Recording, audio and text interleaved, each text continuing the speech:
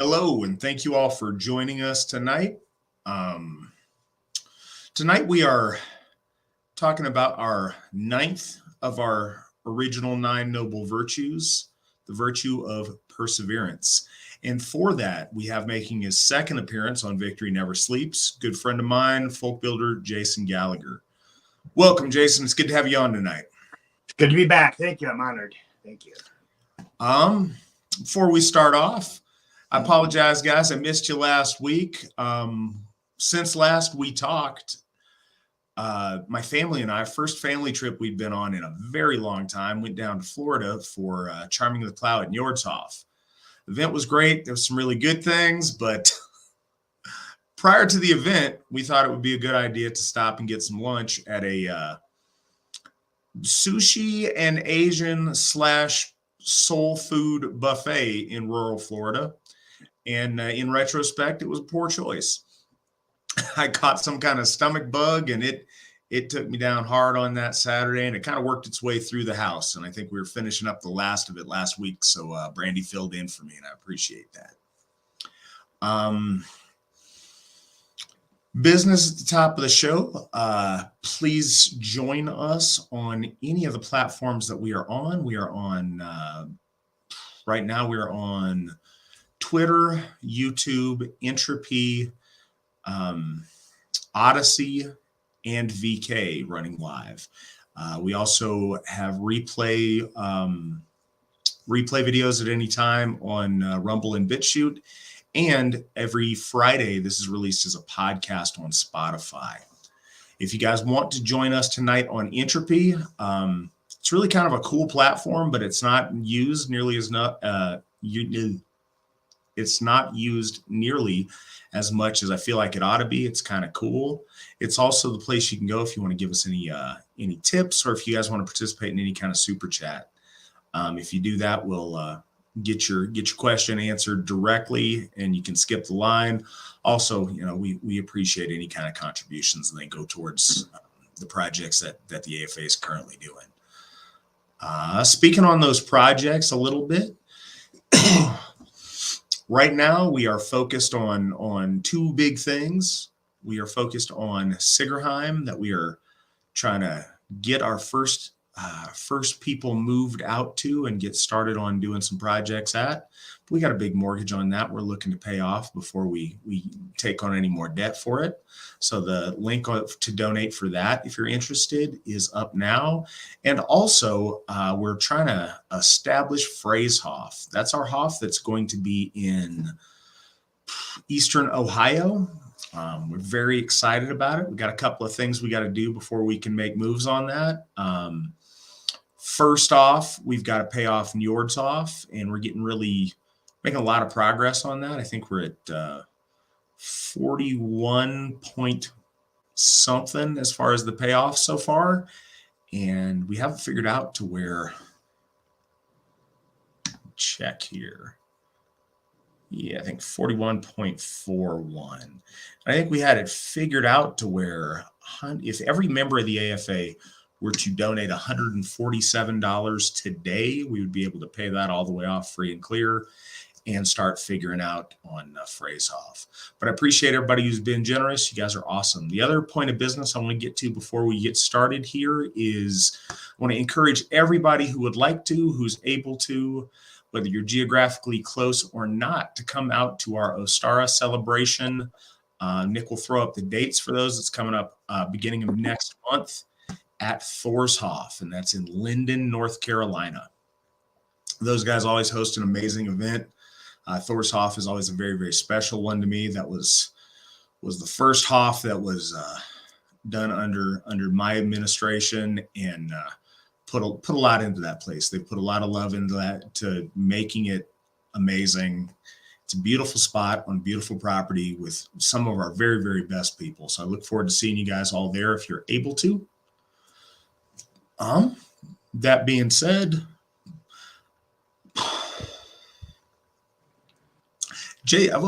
so I guess before we kick it off, perseverance isn't a complicated word. It, as far as looking it up and etymologically, it basically means to persist in a task or to persist in an endeavor through adversity or through times of difficulty.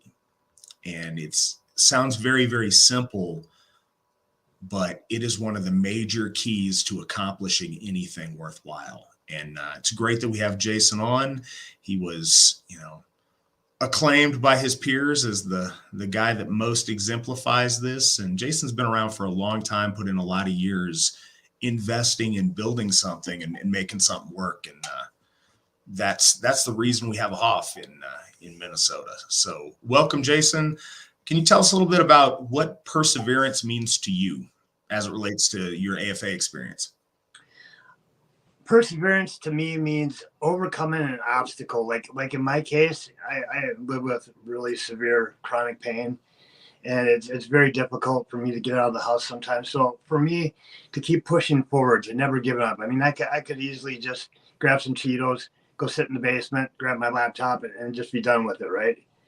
But instead, I chose to push past all that, and it's not easy by any means.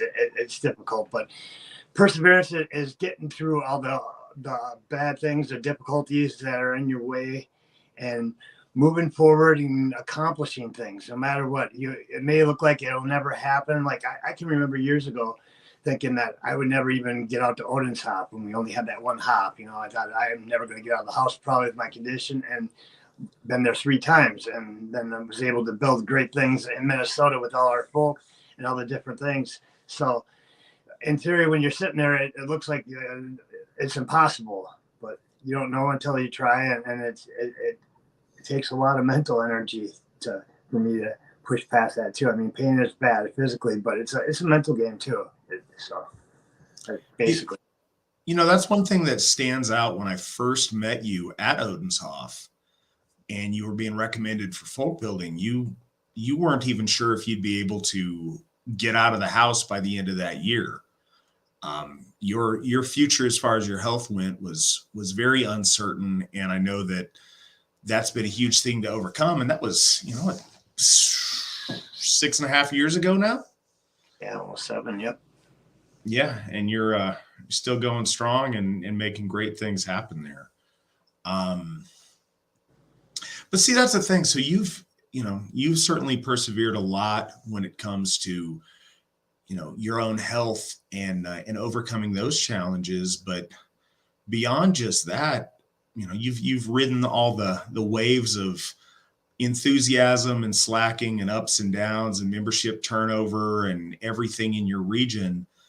And it's been pretty steady lately, but that wasn't always the case. There's been some pretty big highs and some lows there, and you've weathered the storm and seen it through. And that's really something admirable to everybody. Could you give, just so folks understand, could you give people a little bit of perspective of how I was going to say Minnesota, but it's really a little bit broader than that. How, I guess, current Northern Baldershoff district has gone in your time as a folk builder from then until now. Well, like you said, it started out, I joined the AFA in March of 2011. So 12 years almost. Woohoo! 12 years. Can I have a badge and wear that? And have a shirt. I'll have Melissa make a shirt. But there you go. Anyways, when I first came on, there was only like 3 or 4 members in Minnesota, and they were scattered, and nobody wanted to talk to anybody really to get together. There wasn't a folk builder. There was when I first came on, and then she left for personal reasons.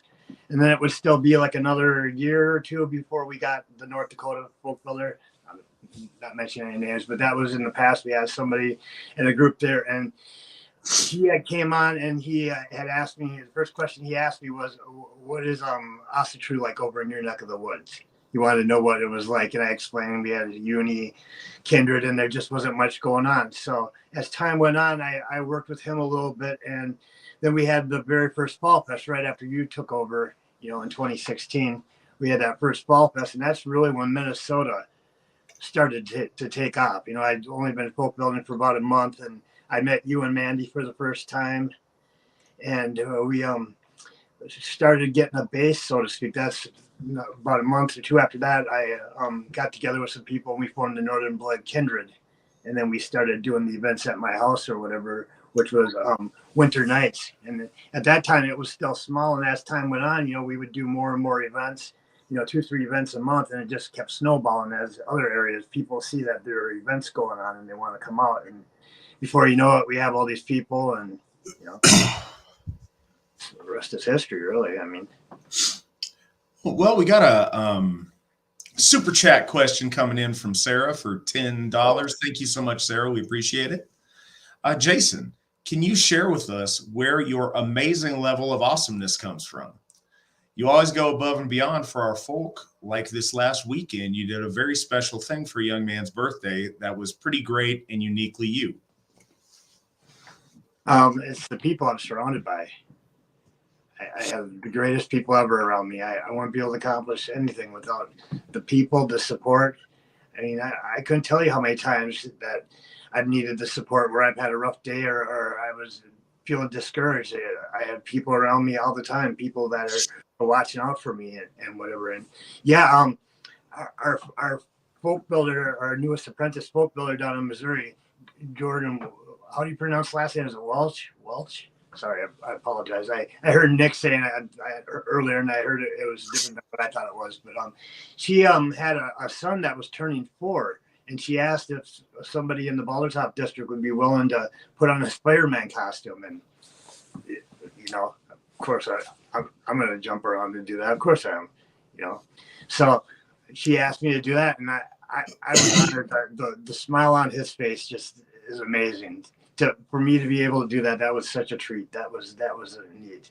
I might have to turn that into a new thing. I might have to run around the hospitals for cancer patients. I don't know. Start running around to the hops.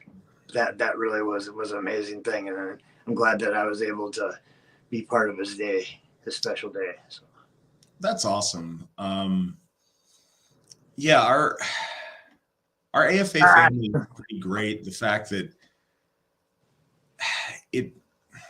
distance is often a challenge, and it's still a thing for us to overcome, and it's getting better every day. We have a lot more people closer together, but the fact that the person you mentioned, she's down in Missouri, and the fact that you've got AFA family around the country that gets involved in a little kid's 4th birthday party is really kind of a cool thing.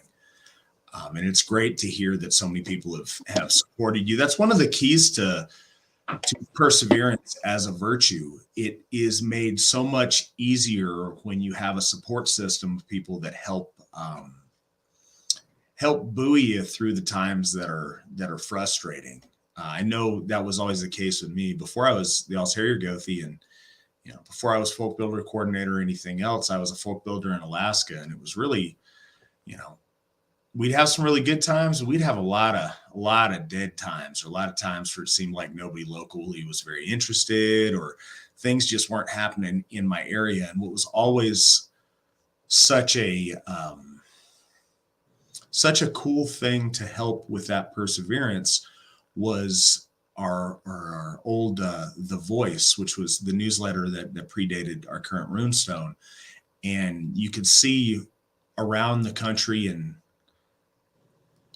we had some members in Denmark at the time, but not a lot of international activity. But around the country, you could see all these other people and what they were doing. You could share in their success. So even if it was kind of a famine in your area as far as Asatru stuff, you could see other people succeed, and you could be, you could float through on being happy for them and waiting until things happened in your area too. And that always really helped me. And I've always tried to encourage our folk builders to do that. And we're so lucky we have so many pictures these days, but it's so encouraging all the time to see, every weekend, the amazing stuff we got going on. So even if it's not happening in your specific spot, that month, you're able to share in the celebration and the zeal of people across the country and around the world at this point.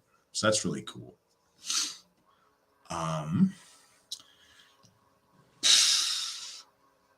There's more perseverance stuff I want to talk to, but I'd like to get to a couple of first questions we have here.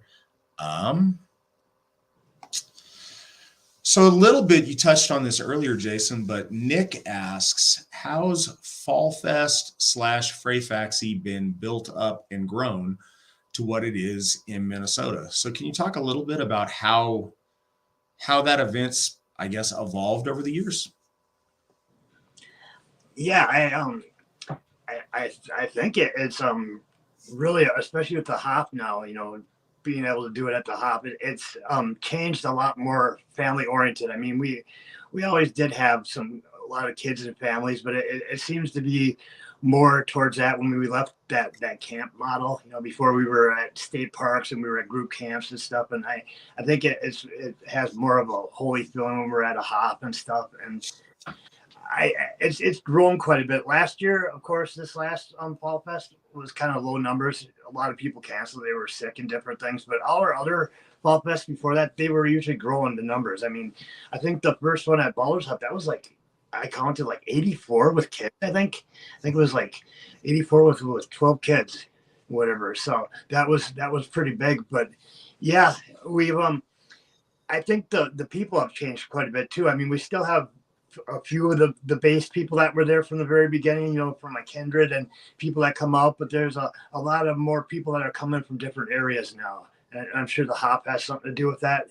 Like last year, I know we had people from different states, a lot more from some of the neighboring states than we would before. In the past, I think a lot of it was, our Minnesota, our North Dakota, and then, we had other people come from like California and different things and some other places, but it seemed to be more our clustered area or whatever, our core group. And now I think it's changed up quite a bit and whatever since what it was or whatever. And it's in a different part of the state now too, of course.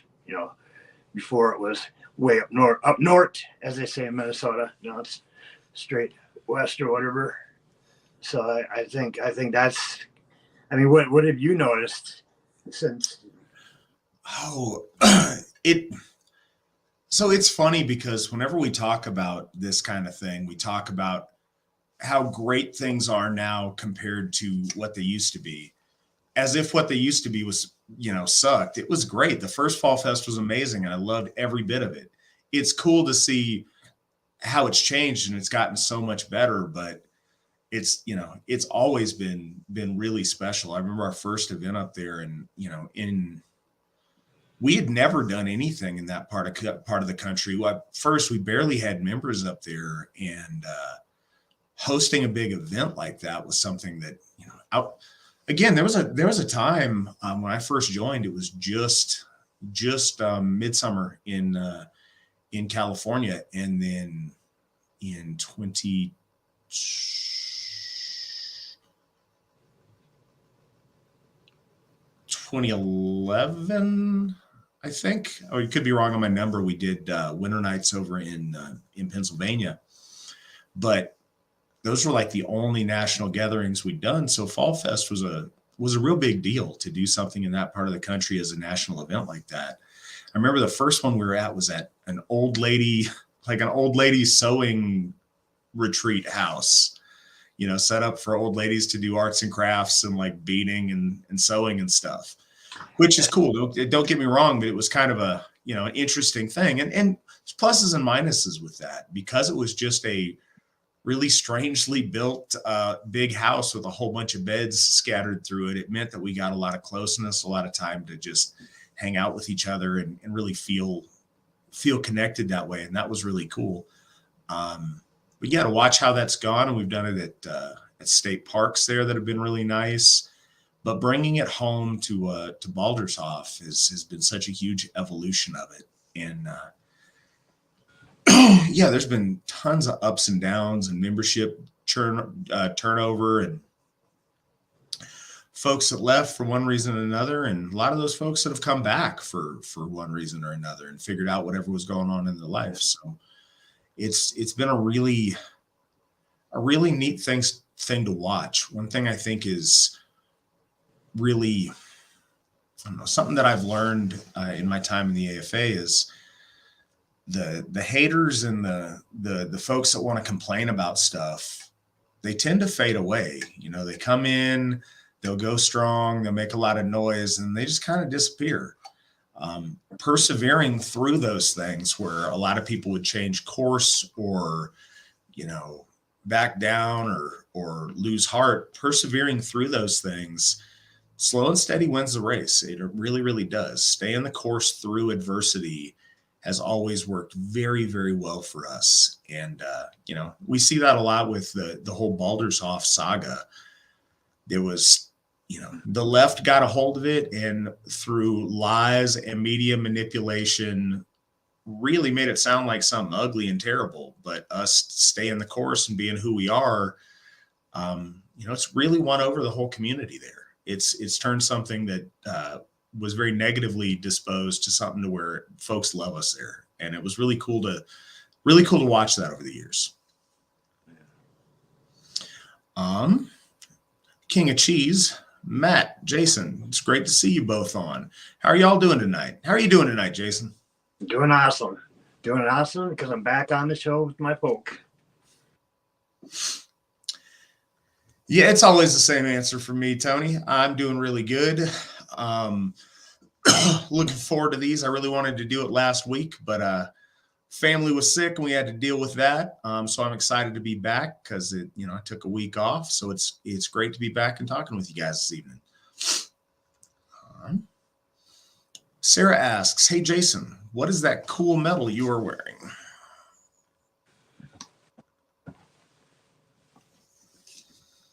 This is my 2017 Folkbuilder of the Year award. And I would wear this every day too if I could. Maybe I'll find a way to do that. This is pretty awesome. Like I said last time, I haven't won a lot of medals really, and this is one of the most important medals anyways that I've worn in service of my folk.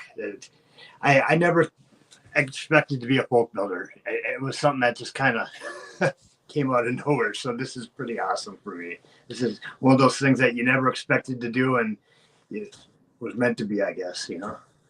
Well, that's how it happens a lot.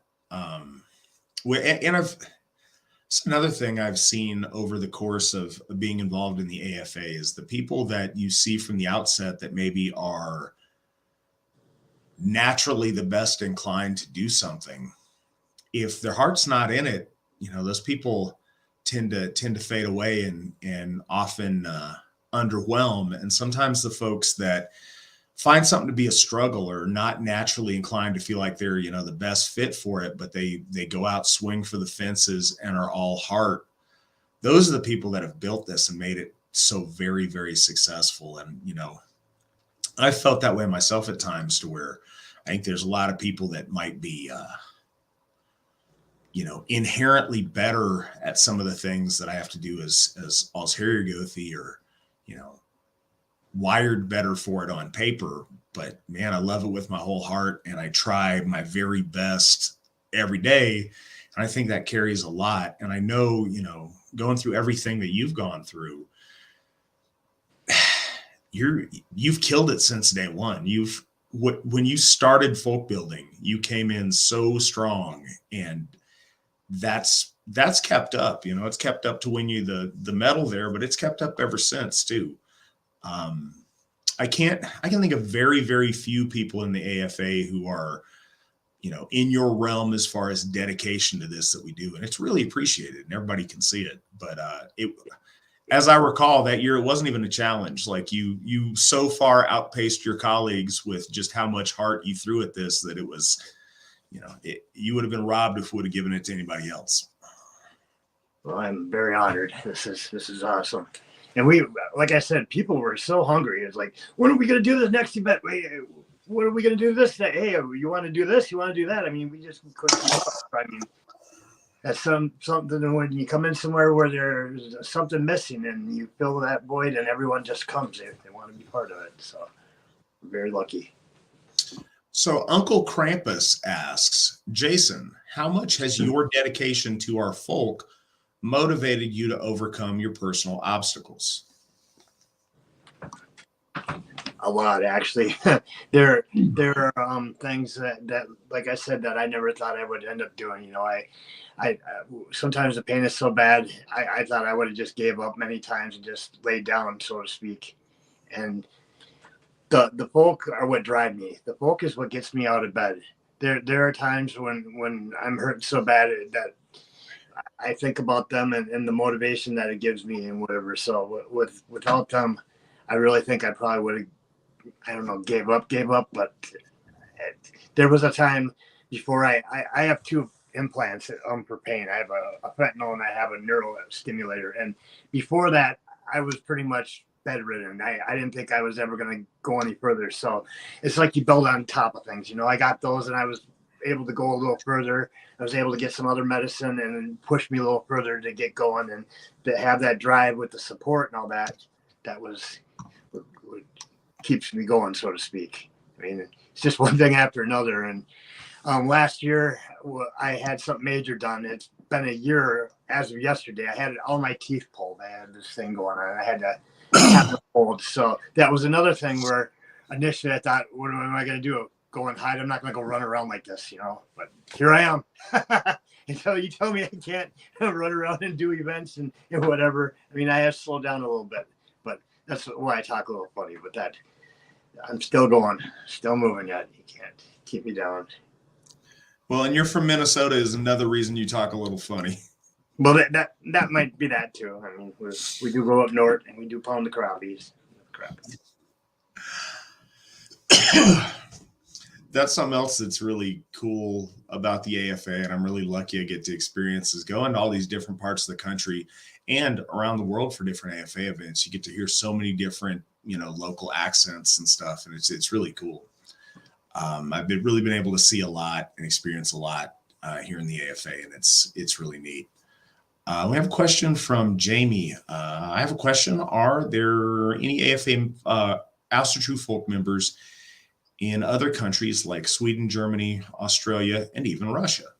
So, yeah, we have members in 14 different countries right now. So we've got really good representation internationally. That's not necessarily the case. I would love to have more international members. We've got folks in Canada, United Kingdom. We've got folks in France. We actually have a Folkbuilder in France. We have folk in Italy, the Netherlands, Denmark, Norway, Sweden. We have a Folkbuilder in Sweden also, and he's pretty far up north in Sweden, right up close to the Finnish border.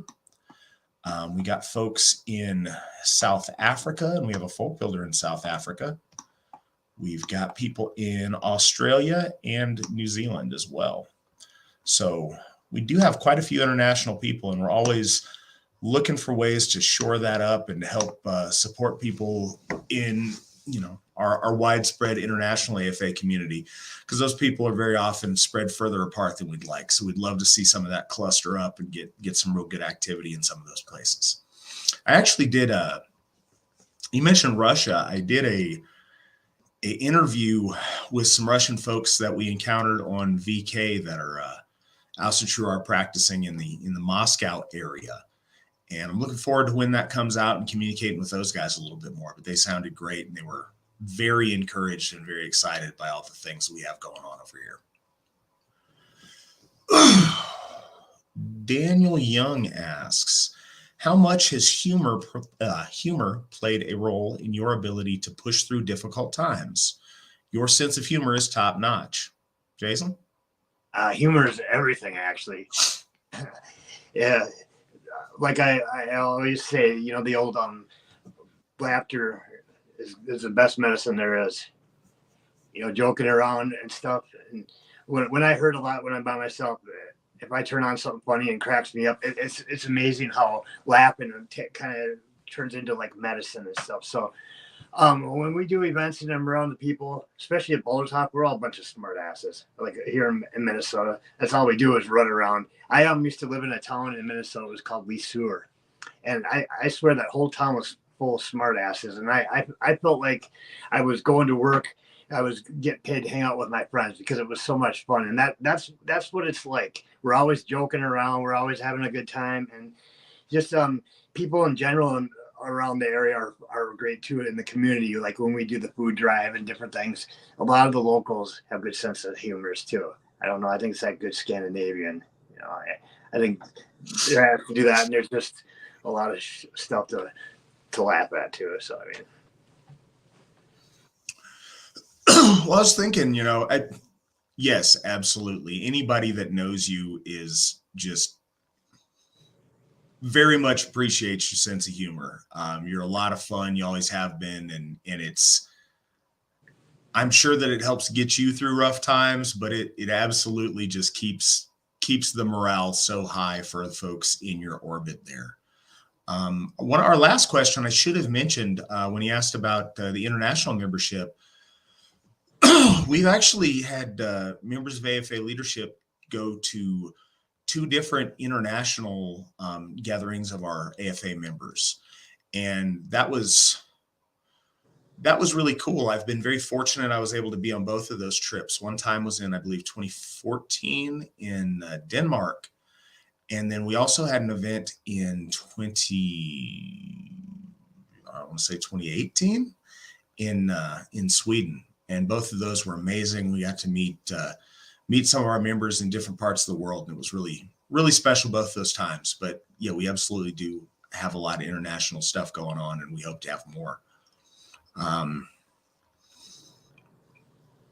Heathen Hammer, are there multiple HOFs within a given district, or is it mainly one per district? The districts are built around the HOFs, so that's why our districts are named after our HOFs. Right now, there's one per district.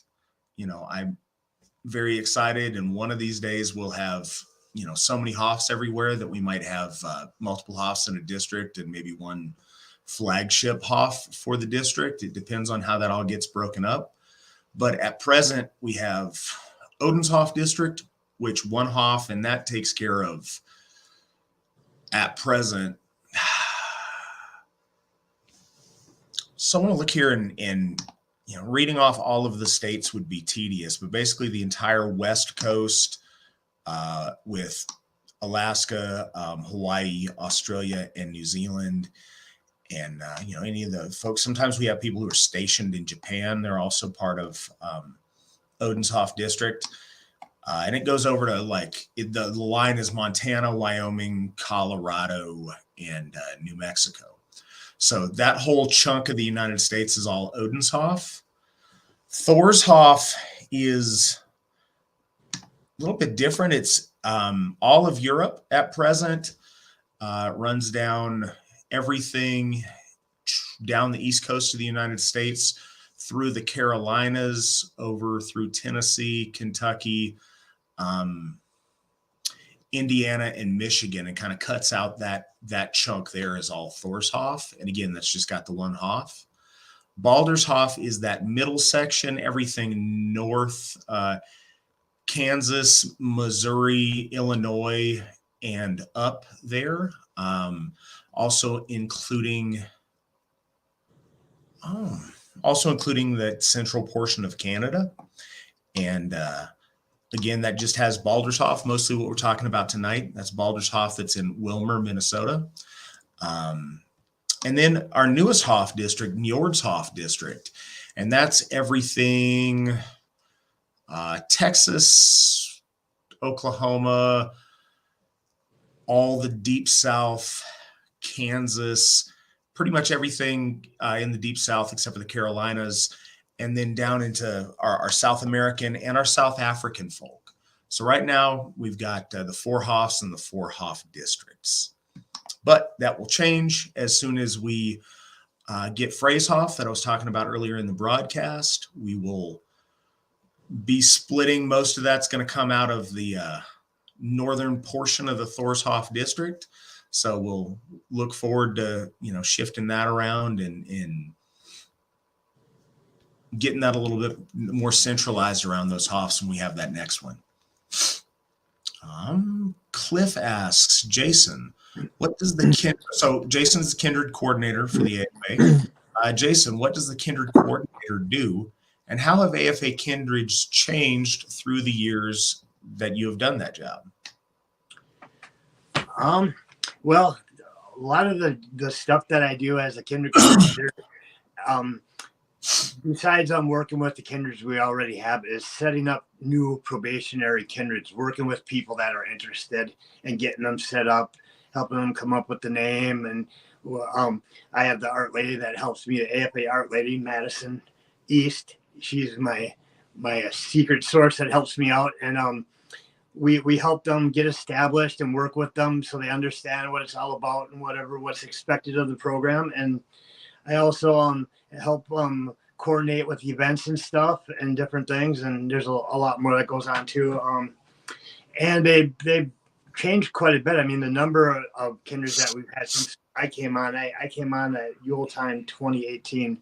There was a couple other people before me that ran the program, but I think we've always stayed probably the low to mid 20s or whatever in kindreds. And I've seen a lot more change in the quality, I think. A while back, Matt and Cliff, you guys, when we came up with the idea to put in a 6-month probationary period instead of just bringing people on, we were having some issues. Some bad ones came on, or certain things came on, and whatever. So by having this probationary period, we're able to work with them more, and they understand, so they don't just come on and, well, I thought it was this or that, and they a lot less problems and whatever. But we're trying to push more of the family type thing, and that's one thing that I've always tried to push, is more than just it's a group of guys or people hanging out just once a month or whatever. It's actually like a family unit that get together, and they are representatives of the AFA that form events and different things and get together with other members and stuff. So I think that's very important that we have those local groups, because like you said, it seems like every weekend damn near there's a event going on. And when you look at those things that you post, a lot of times those are individual kindreds that are hosting those and stuff. So they're the workhorse of the AFA, as I say, besides, the other leadership we have. We have the Folkbuilders and the Gothar and the Whitnor, but these guys are non-leadership, and they represent us and do different things. And so very honored to be part of this, helping out. So a couple of things, just as kind of a note, I was just looking at it. Now, this isn't 100% yet. I'm trying to get all our people to be 100% at it, and it's getting a lot better. But I always ask our folk builders or whoever's hosting an event for the AFA to always have pictures of it and always post those pictures, because they're so encouraging. And just this year so far, and we're halfway through February, I just looked at our little picture album of events that have happened in the AFA, and we're at 58, and we're only, month and a half in. And that's, again, not everybody. That's just with the people who've, had the presence of mind to take and share their pictures. So that's really encouraging. That's, not only is that more than one per weekend, that's more than one per day on average. And yeah, it clusters on the weekends, but there's really a tremendous amount of activity, and it's really special to be able to watch that. Other thing that Jason mentioned that I think is important is that idea of that probationary period and the turnover and stuff that works and stuff that doesn't. I'm not going to claim we're at perfection on this yet, but I think we're getting a lot better at it. We have this. When people join the AFA, very often they join so very excited and so very enthused. And we want to find the right balance of them knowing what they're getting into before they take on important commitments, but also to where they can jump right in and get involved and feel like they're accomplishing and they're doing stuff while they're still zealous and on fire for our faith and excited about the AFA and getting on board. We don't ever want that initial enthusiasm to dim. We want to keep that momentum high. So it's kind of a balance on figuring that out. And I think that as far as forming kindreds goes, that 6-month process has really been helpful for that. Sarah asks she's sharing us with sharing a question that we're getting from VK. What should the folk do to take back the 14th of February from the corrupt Valentine's Day, and rather Valley's bloat, son of Odin. So that's interesting. It's something that we've been talking about. I was going to say a lot lately, and I wouldn't say so much. We had a couple of questions about that a couple of weeks ago with February coming up. And internally, when we're discussing the God Valley, this came up. Early on in Asatru, there was a tendency for some folks to conflate Valley's Day with Valentine's Day as a way of celebrating. There's nothing to that. There's no connection between Valley and Valentine's Day in our lore, in our history, other than in modern Asatru history. Some folks back, in the 70s and the 80s were kind of doing that. And there's never a wrong time to give bloat to one of our gods. And if it makes you happy to bloat to Valley on the 14th of February, please, by all means, honor and bloat to Valley any and all times you want. He deserves our worship, and that's great. But I don't really think that's not a case of Christians taking something of ours and perverting it. There's just not the same connection there. I know a lot of people have issues with the commercialization of Valentine's Day and various things, but I really don't see that as a hard issue that we need to fight on. I don't think it's a holiday that's ever, certainly in the modern era, had any sort of a religious context to it. So I really don't think it's hurting a lot of stuff. What I do think is hurting, if we're not careful, is overlaying Valentine's Day imagery on Odin's son Valley and taking away from his identity by kind of forcing him into a spot there, because there's VAL involved in both names. I think that's really as far as it goes. And what I think is kind of the most overthinking it, but a possible impiety in doing that, is there are Greco-Roman deities or semi-deities involved in that imagery with Cupid and things. And I wouldn't want to take away from that by overlaying Valley in a way that I don't think is valid. I think that's probably more of a wordy answer than was asked, but that is our thoughts on that. We have another question. What are your thoughts on the toxic train derailment in Eastern Ohio a few days ago? Are you concerned about long-term health implications for the region and thus the location of the... And then the question cuts off. So I'm assuming that's in reference to the new Hof, in reference to Freeshof. I got to admit, I'll just put it out there, I'm not super aware of that incident.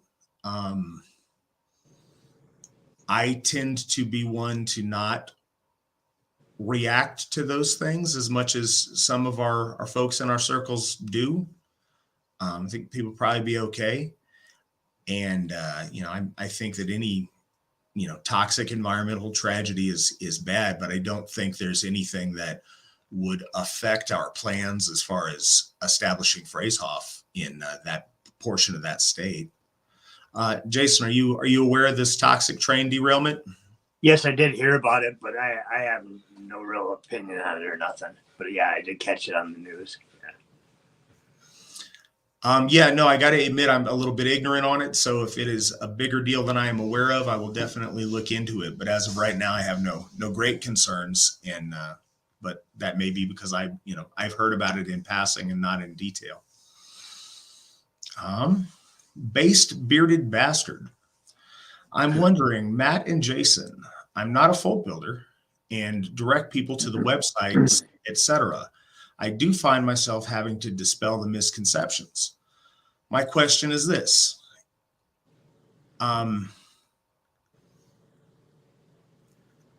So Nick, producer Nick, can you help me with this a little bit? Because when he gets to my question is this, that's where it cuts off and I can't see the man's question to be able to answer him.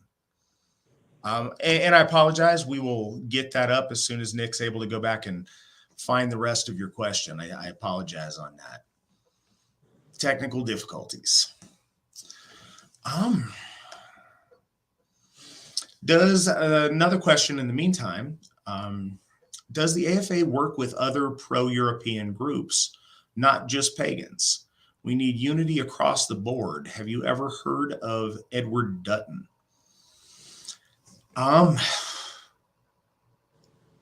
If I have, the name is not ringing a bell with me. And I apologize if this is some kind of a brain fart moment. But yeah, the name is not standing out to me. Do we work with other pro-European groups? It depends on when and for what and what the particulars are. The details are very important in those things. So, for example, we're willing to work with other charitable groups who are helping folks in South Africa.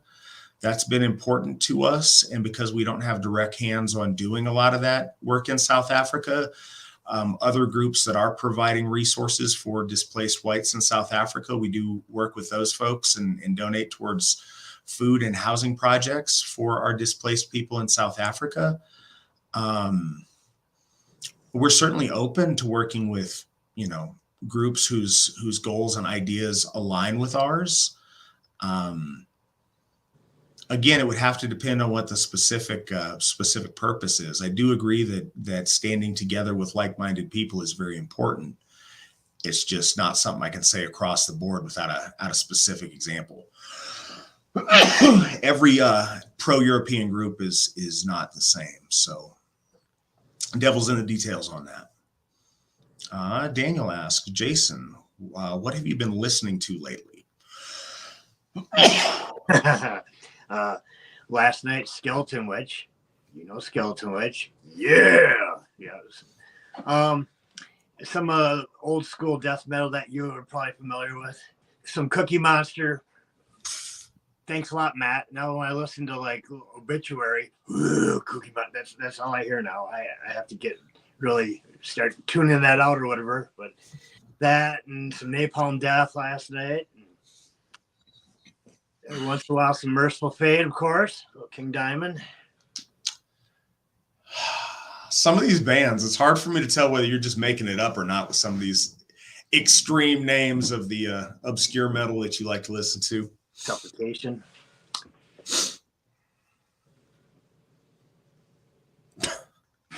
All right, we have another question for you, Jason. What is your favorite pizza place and why is it Rocco's? Rocco's of Winona, Minnesota. So my family, my mom is from Winona. I was born in Winona, Minnesota. Winona, for people who are not from this area, is a really beautiful place on the southeastern part of the state on the Mississippi River. It's surrounded by bluffs. It's just beautiful. And there's a pizza place down there. There's a couple, actually.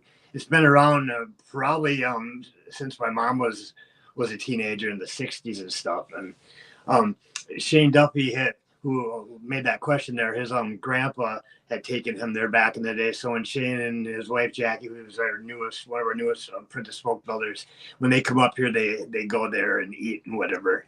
And I actually haven't been able to make it down to visit my family in probably 3 years now. And the first thing I would do when I was going down there over the years, when my godson was just a little guy, he would always say to my cousin, I know what Jason's having for supper tonight. Rocco's. That was the first thing that I would. It's one of the better pizzas. It's a thin crust, which we like. We don't like none of that Chicago stuff around here. Or at least I don't. It seems like all my Minnesota friends like that really thick stuff. I like the thin crust and whatever. And so, yeah, thanks a lot, Shane, because now I got the munchies. Now I think I'm going to have to drive on down to Winona afterwards, and I was gonna say break in, but I probably shouldn't talk about that on that. That's probably not a good thing.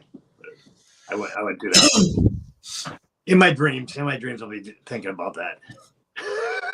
Owners and operators of Rocco's Fine Pizza Establishment, I promise nobody associated with the Asatru Folk Assembly will break into your establishment or steal your pizza or pizza supplies.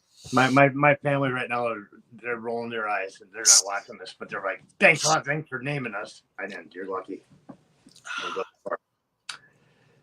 Yeah, that's kind of cool. Jason Jason is always like the driving force of any kind of AFA hospitality in the Twin Cities area. And every time I fly in for an event or do something at the Hoff, Jason always picks me up and gives me a place to stay and drives me out to the Hoff. And it's always cool driving through that portion of Minnesota with him and hearing stories about his family. And he's got roots that run pretty deep there. Our blood runs deep. My blood runs deep here. It's not just a cool, fancy saying, kids. So, hello, Matt. Would you be interested in having the Hoffs gilded with gold leaves? Yes, absolutely. That sounds extremely interesting. I have no idea the practicality of that or what all's involved, but I really like the metallics. I like gold imagery, especially when we're venerating our gods. I think it's beautiful and regal and speaks a lot. So yeah, gold leaf is amazing. But I have no idea the amount of expense that goes into gold leafing large surfaces. All right, based bearded bastard. Believe this is the redo of your question. I'm wondering, Matt and Jason, I'm not a folk builder and direct people to the websites, etc. I do find myself having to dispel the misconceptions. My question is this: am I doing this the right way? I don't know, because I don't know the way that you are doing it. If the way that you're doing it's sending people to the website, that's always a good option. Some other thoughts on it, and I was looking at your comments a little bit earlier, and I can't follow the chat and be attentive to the conversation as well as I'd like to. But you mentioned over on the side that you're in Alberta. I don't know how that plays into this answer or not. The website's really good, and I think the websites are nice. They show pictures, they give an idea of what we're doing. I think that's a great thing to do. I think directing them to our videos on YouTube are also a really good option, because it puts not only faces and pictures, it gathers all those pictures in one place. The slideshows and stuff do that really well in a digestible way for these people to see, and they can see it on people's face what kind of folks we are. But also, if you get some of the ones where there's video, certainly anything of Victory Never Sleeps, but a lot of questions that they may have get addressed on this program, and they can also hear my voice and the voice of other AFA leaders and get a feel for who we are as people, and not just what critics might say online. Again, there's many right ways and many wrong ways to do that. I'm very appreciative that you are trying to dispel misconceptions. I think that one of the best ways you do that, you also mentioned in the side that you are a member. By being a member who is a good example of a friendly, successful, good-looking, has their life together individual, and associating that with their AFA membership, I think that does a lot to dispel misconceptions as well. It's harder to maintain hateful rhetoric that you hear on the internet when you're putting that with a face of somebody who you're looking at and you're speaking to. If these people know you and they know you to be a good person and an honorable person and a kind-hearted person, it's much more difficult. It's not impossible, but it's much more difficult for them to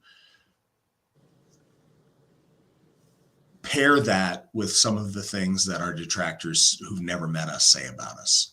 So that's what I'd encourage on that. But you do have to remember that there's no such thing as perfect on it.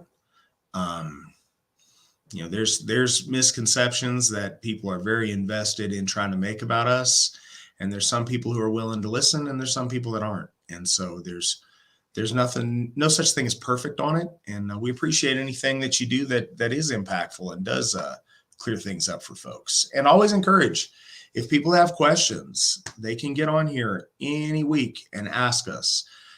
Ask me to my face as literally as we can in the technological age. get on here and ask whatever you'd like. I promise, I can't promise that everybody's going to like my answers, but I promise I'll give you an honest answer, and I give you my best. So please do encourage folks with questions to come on here and ask. Finn Wraith, good to see you again, Finn. Do you think asking the gods for help in our people's struggles will help? For example, in my country, there is an election coming up, which will play a role. Which will play a role in if we stay homogenous or turn diverse. Short answer is yes. The nebulous part is to what degree. Yes, you are better off asking the gods for help than not asking them for help. You're better still finding practical ways to help make those things a reality, as opposed to just waiting in the basement for the gods to do it for you. And when I say that, I don't mean anything extreme per se, but being involved, being active, talking to other people, voting. Again, I don't believe that votes always count. We watched an election that I think was handled very dishonestly in my country, this last presidential election. A great many of us feel that was very illegitimate. But going out and voting is not hurting anything, and it does help sometimes. There's no solution that's a for sure, but doing productive things to try to help it does move the needle one way or another. Being involved in your community, encouraging people with like-minded thoughts to make those known, and to convince others, and to be active in things. I think those things all help. But as long as you're putting forth your effort, asking for the help of our gods, I think is something that is certainly something appropriate for Asatru to do. I think it's something that all people do when they're devout and there's problems that are bigger than themselves that they need help with. And I don't see anything wrong with approaching the gods for that if it's a genuine thing that you believe in and that's weighty and important. It's silly to ask the gods to help your sports team win an athletic event or something, perhaps, but to ask them to help things that affect the lives and the destiny of your country or your culture, I think those are very appropriate things to ask the gods for help with. I know it's something that I do. I know it's something that a great many of our members and our Gothar do. So I think that's a very appropriate thing to do.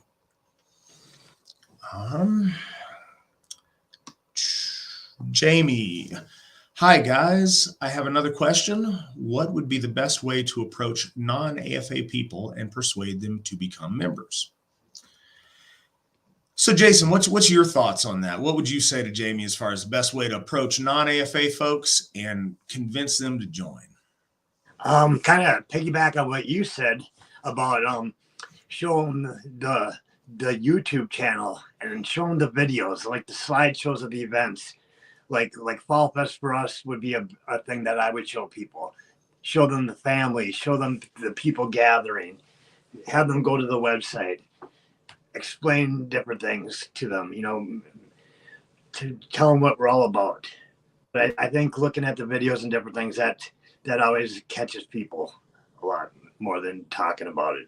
I think that's a good thing. And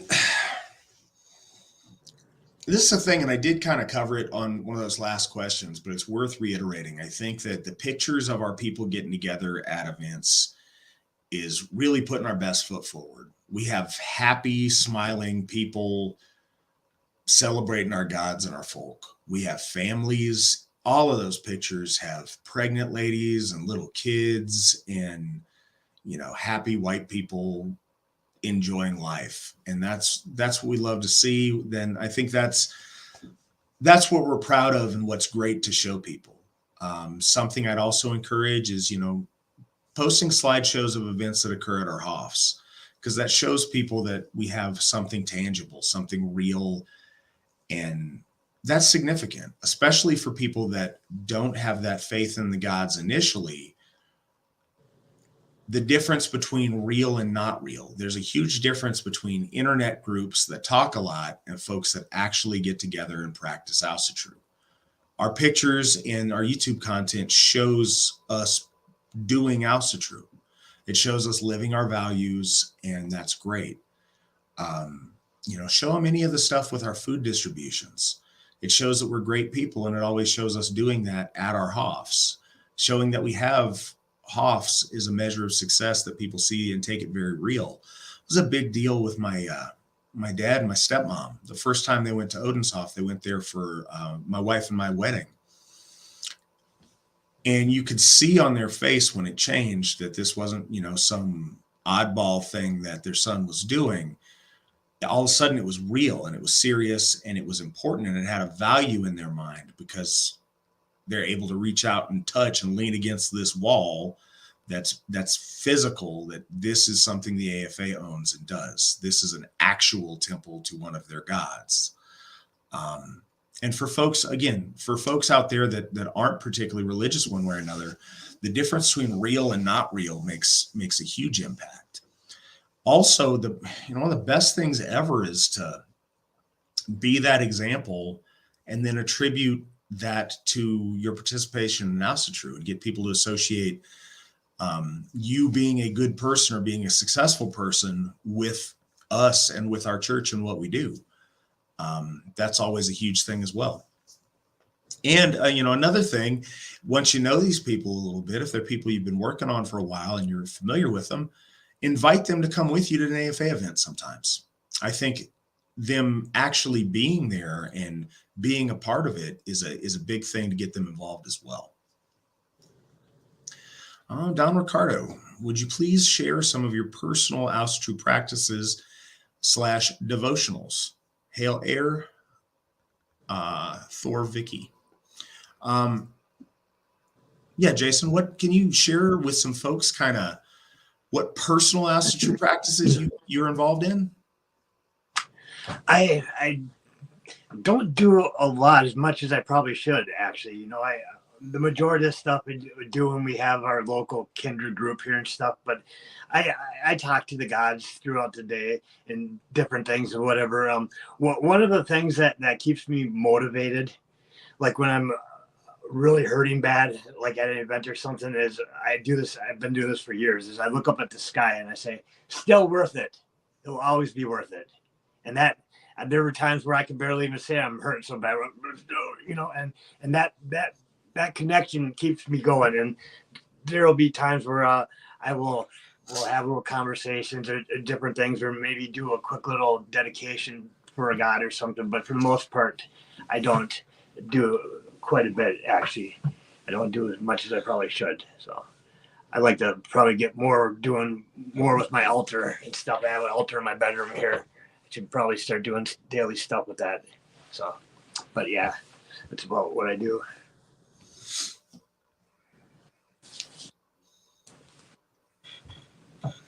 Okay, so we got another question from Antonio. It's good to see you on here again, Antonio.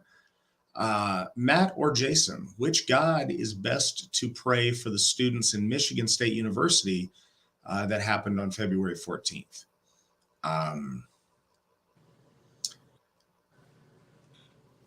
So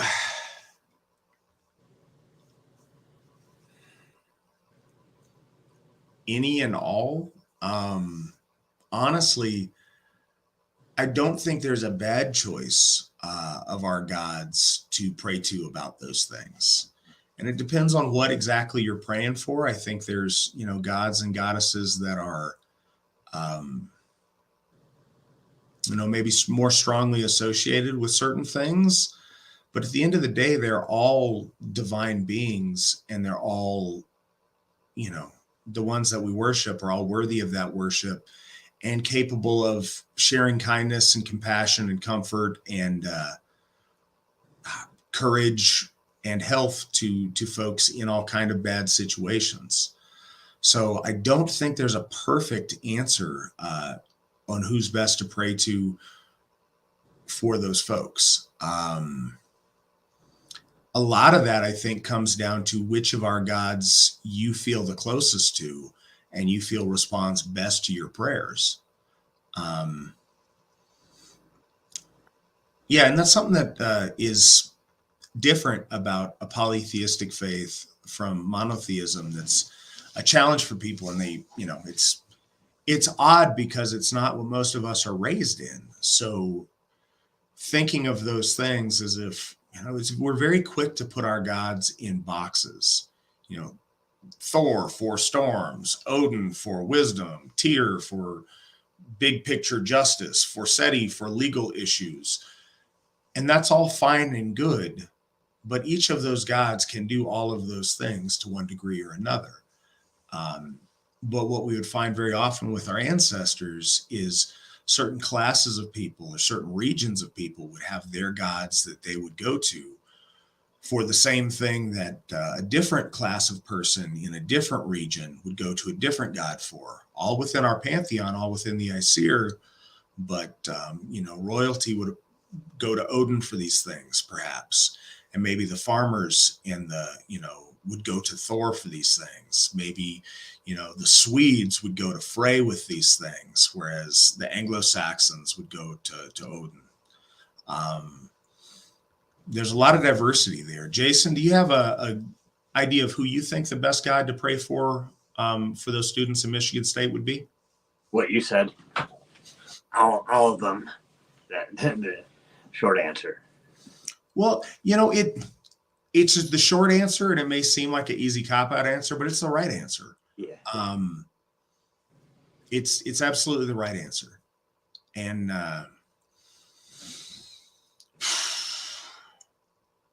we were talking about that a little bit earlier when the guy asked the question about doing bloat to Vowley on Valentine's Day. It's always a good day to do a bloat to any of our gods. And last thing we would want to do, as members of the AFA, or certainly myself as a priest of the Aesir, is to say that it's ever a bad time to give worship to one of our gods. We want to see more of that and not less. And I think that, I also offer this out there. I think it is extra special to pray to our gods that get less attention to the others. So I think that we're well served sometimes going outside of our comfort zone and praying to gods that are a bit more obscure, that don't have the same popularity in modern culture that that the big ones like Odin and Thor have. Praying to Vidar or to Vali or to Uller on some of these things, I think that's got to be very special for them, because much fewer people reach out to them. So I would encourage that as well. Got a question from Obsidian Skull. Does the AFA use Skirthgold carved god totems? And what do you think about them? So yes and no. In some of the pictures, and I don't have them handy, and Nick is super quick on the draw on this, but I think this is a little bit more of a challenge to find.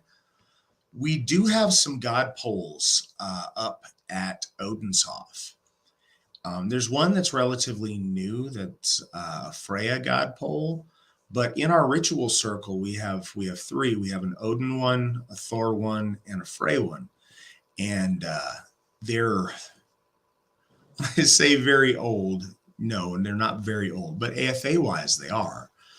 They certainly predate my membership, and they were carved by an AFA Gothi, Thorgrim Odin. And those are special, and we've moved those from a number of different places. We used to have those with us when we would set up our vey at Camp Norga, which is a temporary camp we would rent out and use for the first midsummers that I used to go to. And now they're permanently installed in the vey at Odenshof. I like those just fine. If those are something that people feel connected to and have been imbued with their worship and with power, and our gods have been addressed through them, then absolutely, and they're sacred and wonderful. if that's something that you feel you're good at and it's meaningful for you to carve and you think that's a way to honor our gods, then by all means, that effort is appreciated. And I think it's amazing. I think there's other ways to do that. And I think that in this day and age, as the AFA, we have other things that we do. We spend time on creating HOFs. And then once we have the HOFs, and some of this is just a skill set. If we had really amazing wood carvers, I'm sure we could do some really great carved statuary that would be amazing. If we had folks that were sculptors, I'm sure there's a lot of really amazing carvings that we can do. What we do have is some folks that are brilliant painters and that are able to put that devotion into the murals that we have at our HOFs. So I think that representing the gods on a flat wall of one of our HOFs is what we have the people to put their devotion into that are good at it. And that works really well for us. They're able to capture a lot of detail work that they want on that kind of a space and make beautiful things. But no, I have no problem with the wooden god pole thing. It's just very far outside of my expertise. We don't have people who step forward that are particularly good at that. And I think it's because those are confined to poles, you have so much more space to paint something beautiful and to get a lot more of the detail work. Again, if you're an amazing artist, you could probably do that on a pole too. In my mind, I see that displayed much more in the kind of murals that we have, but I think both are really cool things.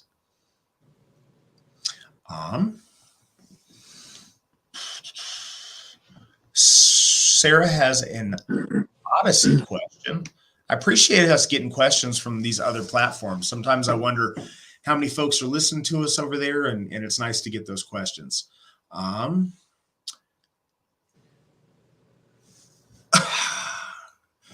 Jason, do you listen to Goblicon? I can honestly say I don't even think I've ever heard of that. I'm going to be Googling that afterwards. I'm going to be looking into that. You got to. That sounds right up your alley. That it's got the necro part in it. So, I mean, the criteria for good death metal, like when me and my buddy back in the 90s, when we would go at record stores, we would look at the name. It had to have like a death name, and it also the record label, if it was Nuclear Blast or Earache. But yeah, those were the criteria. If it was Circus of Power, yeah, no, you probably don't want to be there. But if it was like Immolation, yeah, darn right, yeah. So yeah. There you have it. Well, Jason's going to do some research and get back to you on his thoughts on Goblicon. I'm going to be looking that up. Yes. All right. Next question. Have either of you read Maria Philhog's Blade Honer novels? I have not. I don't read a lot of fiction. It's just not something that I read. I don't read a lot of novels. I read a lot more history and biography kind of stuff. Jason, have you read those novels? I have not. No, I've not heard of them. Sorry about that. I've certainly heard of the author, but I've never read those novels. Monk asks, if I feel I need spiritual protection, I call on Thor, since he is the protector of Midgard. Is his wheelhouse? It's his wheelhouse, is it not? So, Monk, I'm gonna go back to my other question. I think that all of those gods are good gods to call on for protection, but I think that Thor historically is the one that the most people have called on for protection. I think that he is still overwhelmingly the one that most people call on for protection. And honestly, when I need to call on one of the gods for protection, Asatru is my go-to for that as well. But everybody, I want you guys to hear me. I think that there are a lot of good choices for that, depending. But the champion of Asgard is always an amazing choice for protection. What are your thoughts, Jason? I agree. I usually Thor was the one that I usually think of for protection that I call upon, and because of the hammer and stuff. But I do think all the gods are good to call on too. And Odin would be another one that I have called on for that too. But usually Thor. There's a number of people that call on Heimdall as well for protection, especially at some of our Wayfarers bloats. For him keeping an eye out and watching your back and being able to see threats at a distance. And that's something that I know a lot of folks call on, or that's someone that I know a lot of folks call on. Finn, are there modern day rune stones that are made today just like the Vikings did?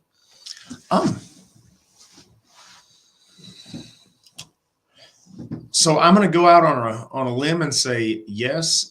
Over the surface of this wide world, I guarantee you that there probably are.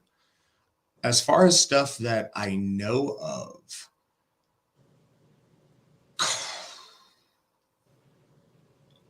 there are some things that I think are similar. And I ran into that in Denmark.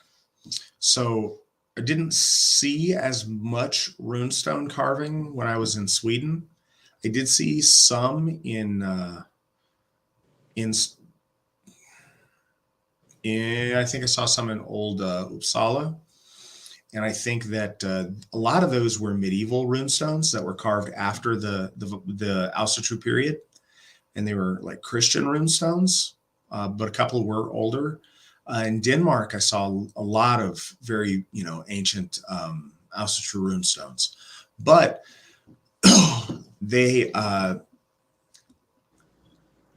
their organization / like you've got to be affiliated with this over there to get the tax money to go to it, your national religious tax or whatever.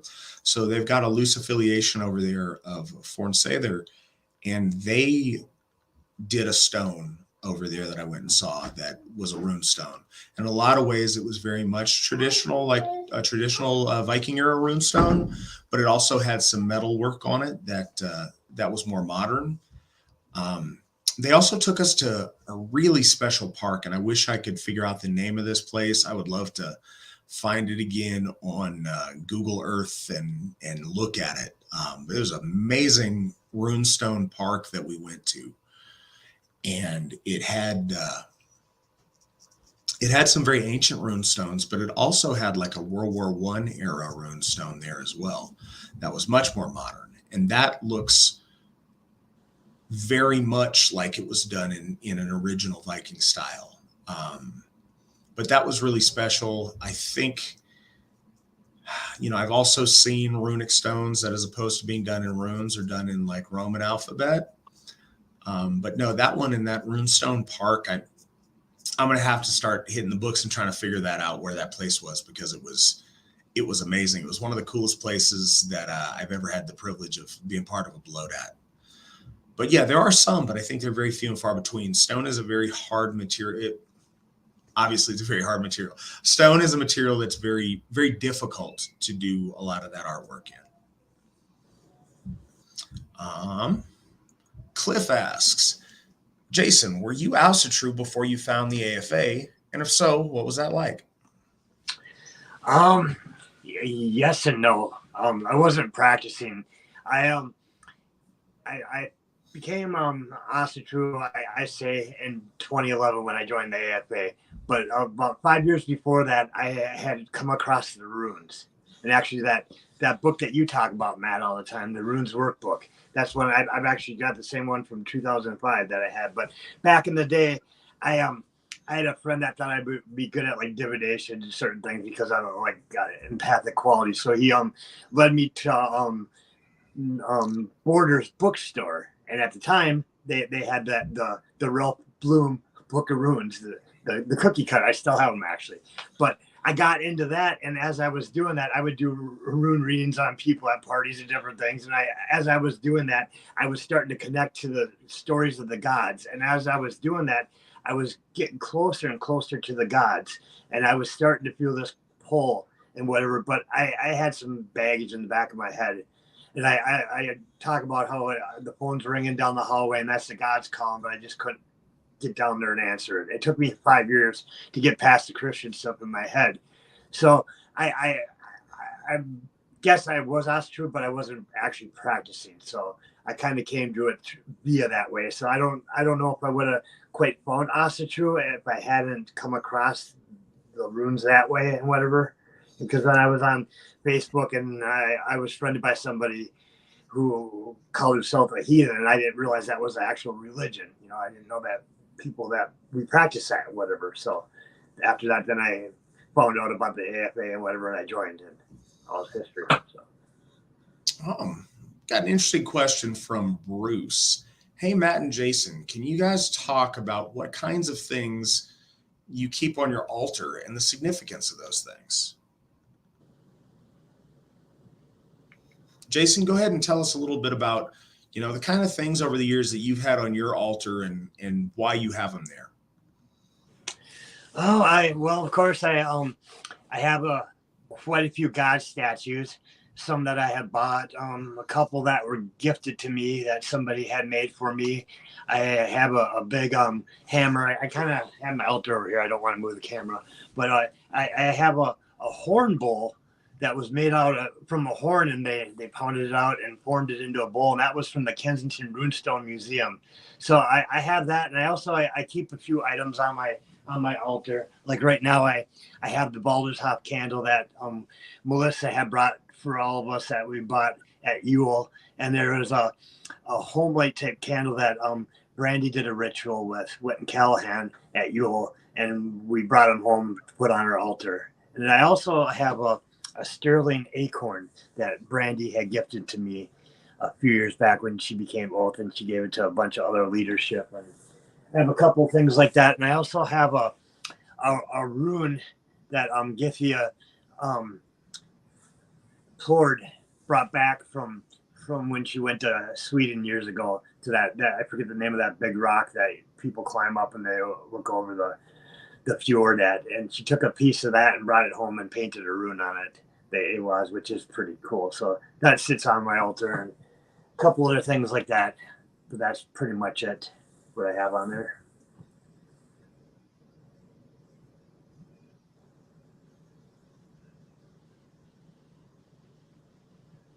Oh, I think I'm doing dead space here. Okay, so I'm gonna go like this then, since I'm filming right here, real quick here. Okay, so this is the candles that we were talking about here. I don't know if you can see here, and this is a horn that Gothi Stam made for me years ago. This sits on my altar, and this was a Baldur God statue that I had carved from the Baldur Top God pole that Gothi Stam did recently back in July. So I took that from there. And this is a tier one that an old member had made for me. He's no longer with us. I wish he would come back, actually. So he carved this for me years ago. It's pretty awesome. Got that. And this is the horn bowl I was telling you about. So I got that, and my big old white oak hammer. This thing weighs like 5 tons. It's pretty heavy here. So I have that. Then I have a couple of statues here. I got this Odin one that from Dedish Ratushny from the Ukraine. I had him make that back in 2015. And the air one right there, air was the first one I had made. And this is the rune I was telling you about that Anna had made for me. That's pretty cool. So I got that sitting on there. And I also, if you could see with my big fingers there, there's the acorn. Here's the other candle here that we brought back. And the Baldur one up close. That's pretty cool. So I got that. And then I have like a couple other things that are on the bottom part of my altar here. Like this was gifted to me from Bruce Perron, our folk builder, apprentice folk builder up in Duluth. And Githia Anna, there we go, painted that painting for me. So I got that. Oops, sorry. Put that right in my face there. So that's a bunch of things here, and our folk builder Michael Sesmith, my cousin here, he gifted me this Odin kind of walking stick here. His staff is pretty cool. That sits there by my altar, and the altar itself I kind of made with firewood years ago. I took like some wood here and some birch and put some other wood on top of there and whatever, and made a little makeshift one, so it fits in my bedroom pretty good and whatever. So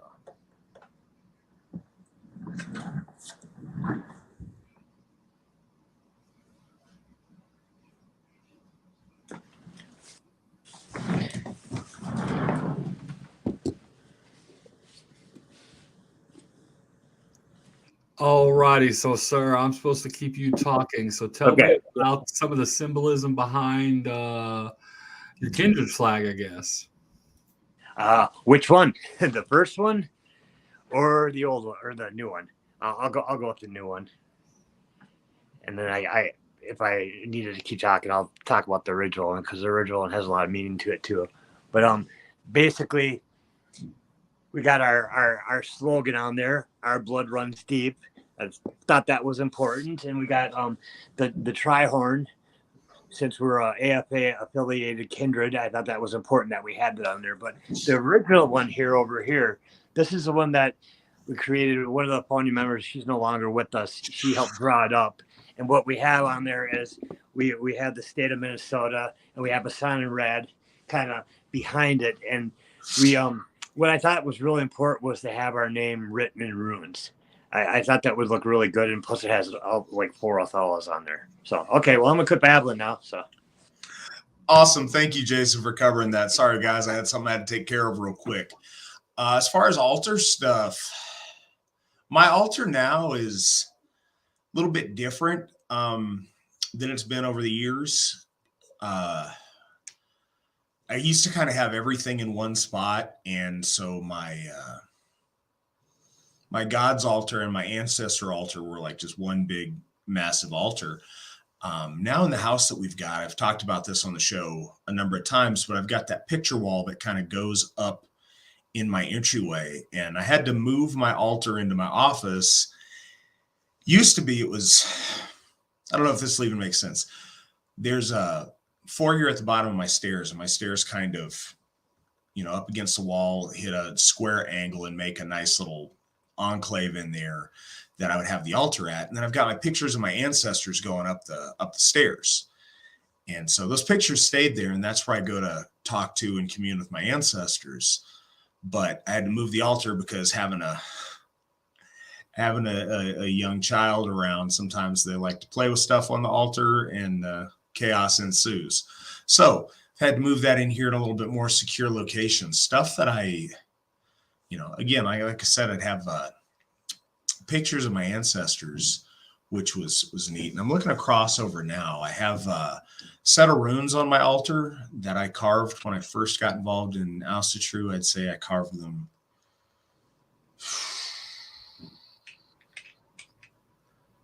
trying to remember, pretty early on, maybe 2002, 2003. But I carved those myself out of a crabapple tree branch from my grandparents' backyard. And I carved those, and I blooded them with my own blood. And I've used those throughout the years, and they're special to me. I have those on my altar. I have statues of, and this is just, what I've got right now there, but I've got statues of Thor, of Odin, of Frey, and of Tyr right now. I have various candles. I have an incense burner where I'm burning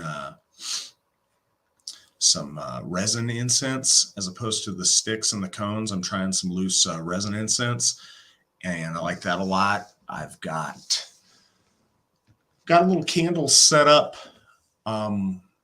with a little nondescript metal guy with an axe piece of flat kind of junk art, but it's not junky. It's just kind of anyways, you know what I mean. And I've got that there. I picked it up one time. He's holding a I guess he's holding a basin for a candle, and I light a candle in there, and that's to symbolize just lighting a candle for my ancestors. Along with that, I've got a big brass offering bowl that's really ornate from Pakistan. And my grandfather went through there when he was in the Army. He was stationed there. He had some kind of a trip through there he had to do back in, I believe, the 50s. And it was a real big deal for him. And he got a number of items from there. But this was a piece that he got that he really liked, is this really, really ornate brass bowl. And so I use that as an offering bowl. Yeah, that's what I've got on my altar right now. And over the years that changes. I still have in my closet, there's stuff I have other places that's still very important to me, but I've picked up special rocks from places that I've been. So I have a little piece of that on the altar with me. I have a stone that I picked up from the Teutoburgerwald in Germany that I sometimes keep on my altar to have a little piece of fatherland with me on there. Things like that. That's kind of what I got on my altar.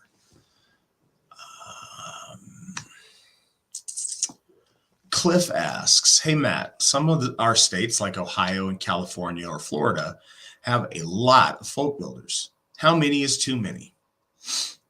There is no such thing as too many folk builders.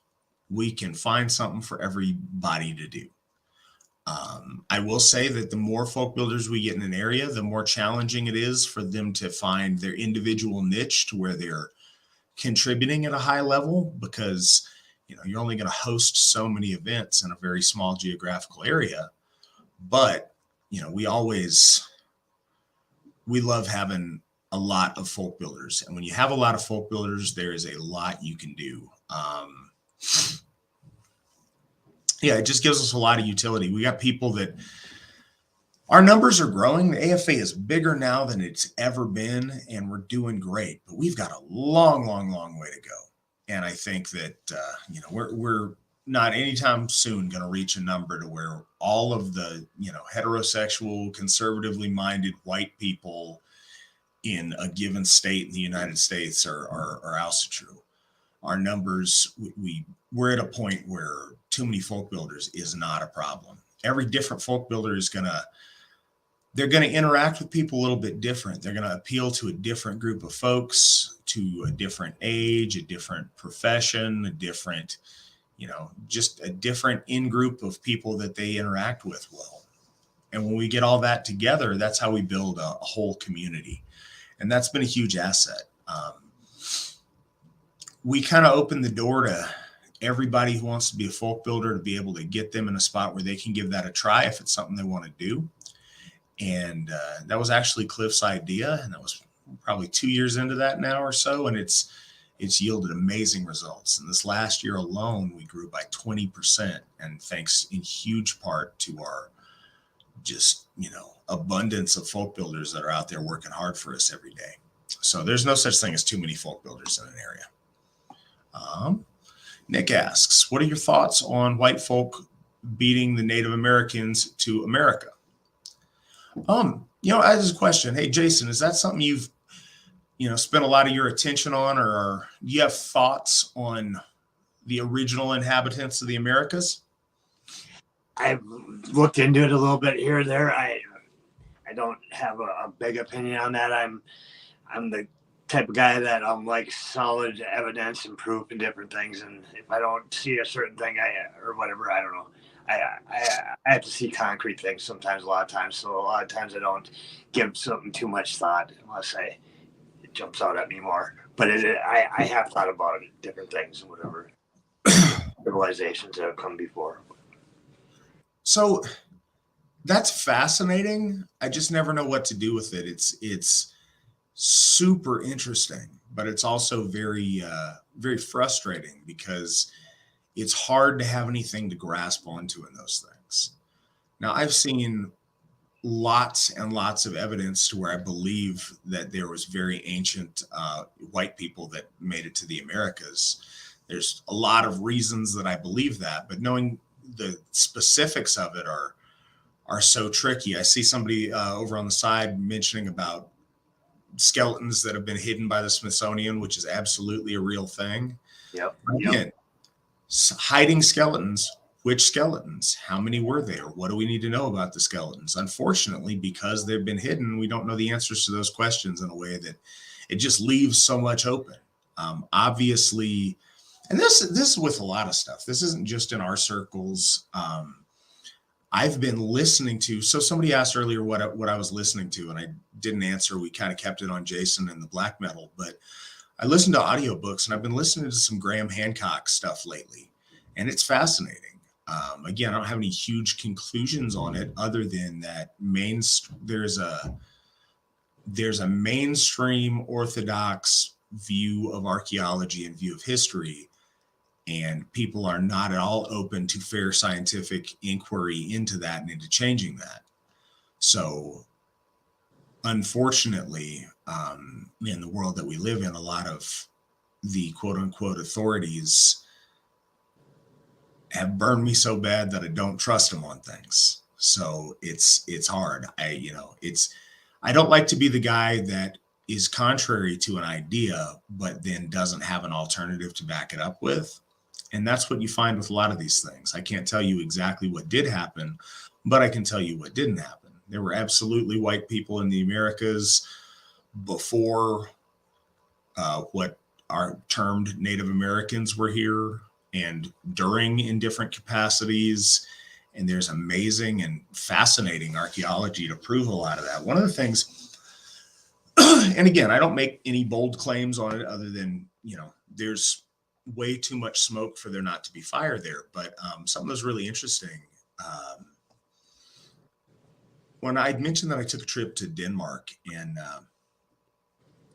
directly following that, like a month later, I went to Winter Nights in Pennsylvania. But before we went to Pennsylvania, we visited a friend in Moundsville, West Virginia. And so we'd just been in Denmark, and we'd been in these dolmen burial chamber mounds, and we've looked at runic rock carvings. And then we go to this place, Moundsville, and it's named that because of all this quote unquote Native American mound culture there that is remarkably dissimilar to any other Native American stuff. And there's carvings that don't look like any Native American stuff that baffles the people there. It looked very, very similar to what we'd just seen in Denmark as far as the mound burials and as far as the almost runic script to the writing that, again, looked nothing like Native American carving, but looked a lot like runestone and Stone Age European carving. And so it was really interesting. Again, I don't know the exact conclusion on that, but it was fascinating. And it was really cool to be able to see those things so close together and see the similarities. So I don't know where to go with that other than I know that it's a thing, and I find it fascinating, and I love learning about it. From Nick, what are your thoughts on the American runestones and their veracity? Kensington, Havener, and the like. What are your thoughts on those, Jason? I know you've seen Kensington. Have you seen the Havener runestone? Do you have any thoughts on those two runestones? I haven't seen the Havener. The Kensington, I've actually done a lot of looking into, studying, like even before I was Asatru, like I said, back in 2005, my mom actually married a guy from Kensington, and they got married in an old church there. He grew up on a farm there. But I personally, I don't think, I think it was a reproduction in the 1800s from the different things I've seen, the writing they used and the different things, the soil samples that they had. They've recently had some new tests done on the roots that were around the actual stone and different things like that. I don't think it was Olaf that did it, but I think it was somebody, because around that time too, there was a Viking revival. They had the World's Fair, they had the big Viking thing. So there was a lot of Scandinavian people here. This is just my own personal opinion. I know a lot of people disagree with me on that, but the different things that I have seen in whatever, that is just my opinion. The Heathener, I don't have any thoughts on that. I don't really know a lot on it. I kind of Googled it a little bit, but I seem to know a lot more about the one up here because it's in my neck of the woods. I don't know about the others.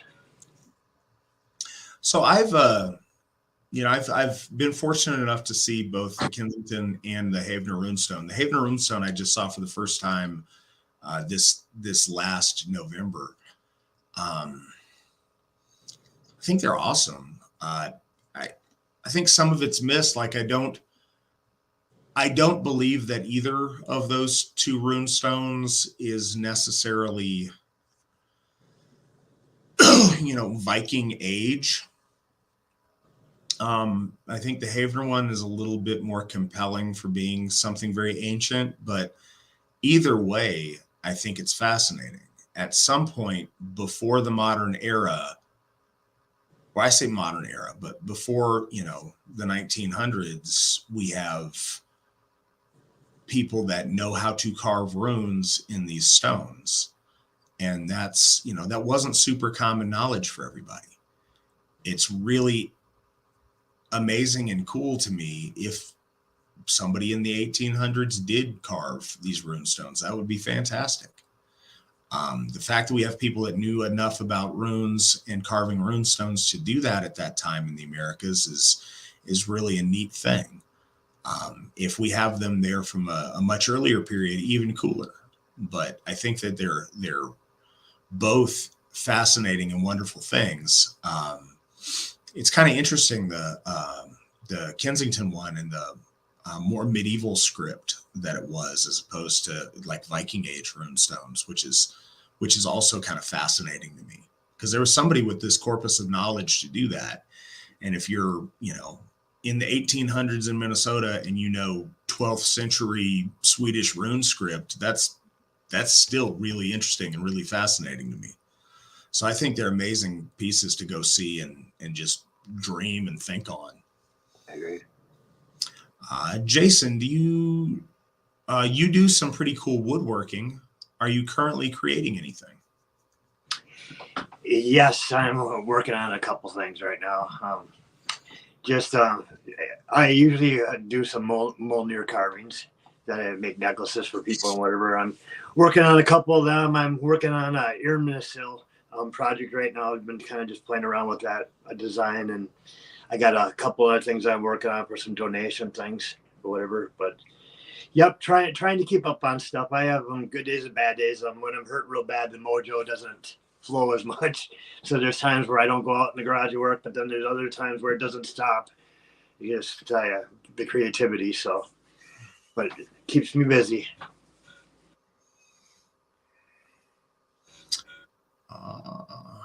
Yeah, very similarly, Cliff asks, do you still carve Mjolnir pendants, and are they for sale somewhere? I do, and no, I do not sell them. I just gift them. I make them for people. If people are interested, reach out to me. I love making them for the folk. So there's somebody that doesn't live around here. Normally, I originally started making them for the kids in our group for Yule 2017, and then it turned into I started making them for members around here, and then for anybody who wanted them. So yeah, if anyone wants them, just let me know. I'd rather just gift them. That's my contribution.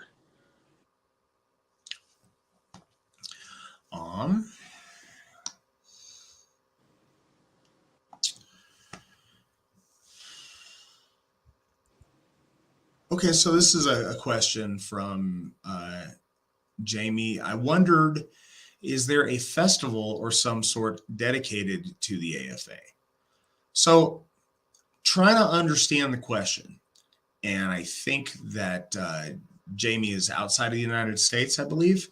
So I think something's a little bit lost in translation per se. So there's tons of AFA events that happen. There are several what we would call national gatherings that I think might be what you're asking about, festivals in the United States. And those are, so our longest standing one was Midsummer in the Sierras, and that's in Northern California. And for a long time, that was, at various camps there. And now that is hosted by Odenshoff, and that's in June. And that's our biggest gathering, and people from around the country go to that. Because we now have something of that magnitude at each of our Hoffs, people from far away tend to go less to them, so they've become more big regional festivals or regional gatherings than national ones. But we still do get people from all over that go to them. So I mentioned in June we have Midsummer at Odenshoff. I was just okay. So we have Ostara coming up here in just a couple of weeks in Linden, North Carolina, at Thorshoff. And I'd encourage anybody that can make that or can be a part of that and wants to see that to get in touch with their folk builder and get squared away on that. We'd love to meet you guys. We'd love to have folks out there. And if you've already been there, we'd love to see you again. Baldershoff, which we've talked about a lot tonight with Jason, they host Freyfaxi, and that's in August. And that's in Linden, or I'm sorry, that's in Murdoch, Minnesota. And then we have, for the first time this year, we just had it. It's where I was a couple of weeks ago. We have Charming of the Plow at Njordshoff, and that's the Njordshoff District Regional event, but it gets people from all over, and that's in, was this month? That was in February, and it's in the town of White Springs, Florida, and that's in the northern part of Florida there. We also have Winter Nights in the Poconos, which, well, it was originally Winter Nights in the Poconos. It was not hosted in the Poconos last year, and we're still determining exactly where in that part of country we're going to have Winter Nights this year. That's also certainly a big regional, but also a national gathering. And for a number of years now running, we've had Elsie Fest devoted to the folk mother Elsie Christensen, and that goes on in Wisconsin. So yeah, we have several of those gatherings or festivals, and that's what we've got. And anybody who wants to make it to any of those, AFA member or not, please reach out to your local folk builder, and we can see about meeting you at one of those events.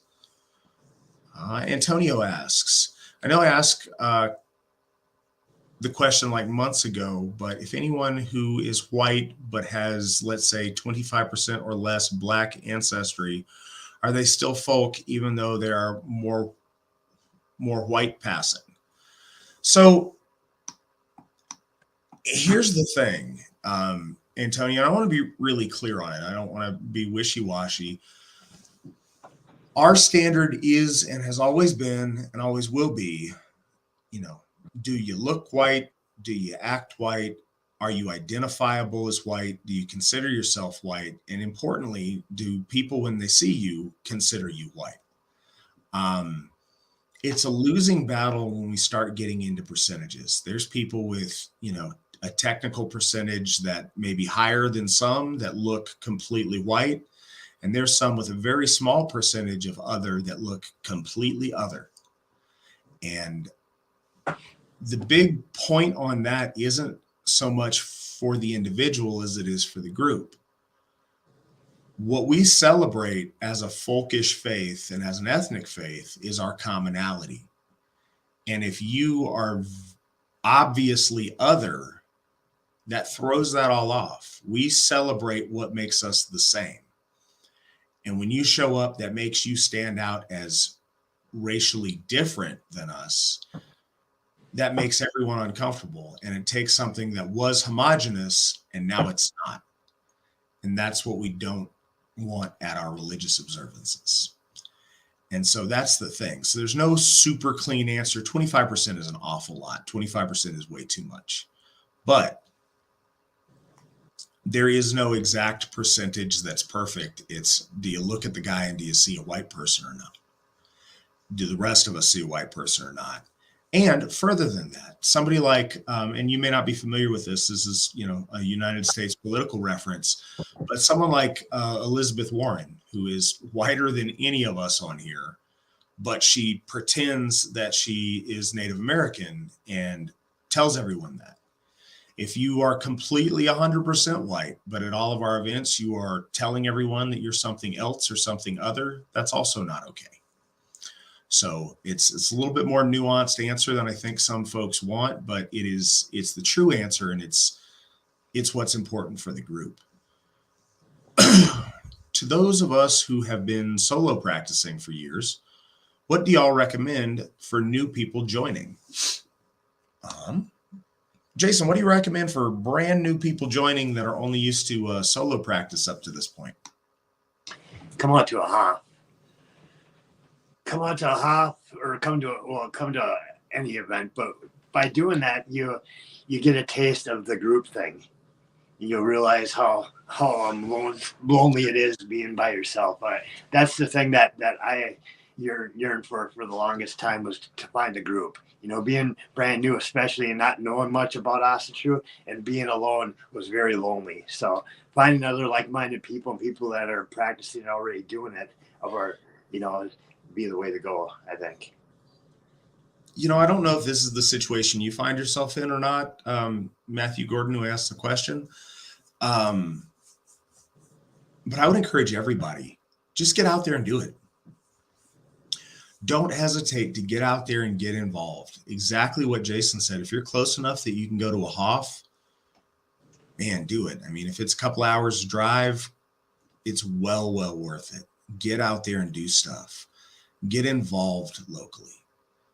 If you're in the middle of nowhere, at the very least, get involved with talking people through social media who are AFA members, with the intention of meeting the people in real life and doing it. The difference between solitary practice and being part of a community is night and day. Mm-hmm. Solitary practice is much better than nothing. Please don't get me wrong, but it's not the same as doing it with a group. And what I don't want people to do is to be intimidated by that, or to wonder, everybody asks, well, what should I do? As if there's a right answer, or maybe you're going to show up and do it wrong, or maybe you're going to show up and not know something that everybody else knows. Good, that's fine. If you're showing up there out of love of the gods and love of our folk, show up and see and observe and see what goes on and ask questions.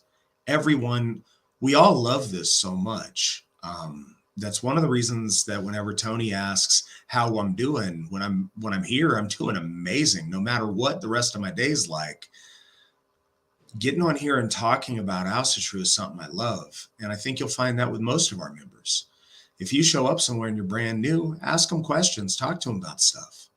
You can learn a ton of things, but at the end of the day, it's not about study. It's about participating in the worship of our gods with your folk and with your community. So getting together with other people whose heart's in the right place, trying their best to honor our gods and to celebrate with each other and with their families, that's the right thing to do. No matter what you know or what you don't know, that's doing it right, is getting out there and taking a swing and making a try at it. And it'll only get better from there. But yeah, I would encourage you, don't wait. Jump in, get involved, and be part of something, and share this, that we're working so hard to build this so that we all can share it and be part of it. So please do that.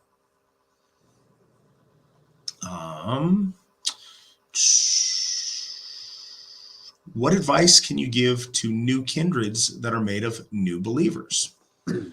Jason, this is a kind of a kindred specific question. What are your thoughts? What advice can you give new kindreds made out of, brand new believers? Learn as much as you can. Reach out to your Gothar or other people too that are more experienced. But that's how I kind of learned. I learned better from watching people than trying to read it and whatever. But if you're a new kindred and you're new to learning things, I would latch on to the nearest Gothar and learn everything you can. Ask as many questions as you can. Learn as much as you can.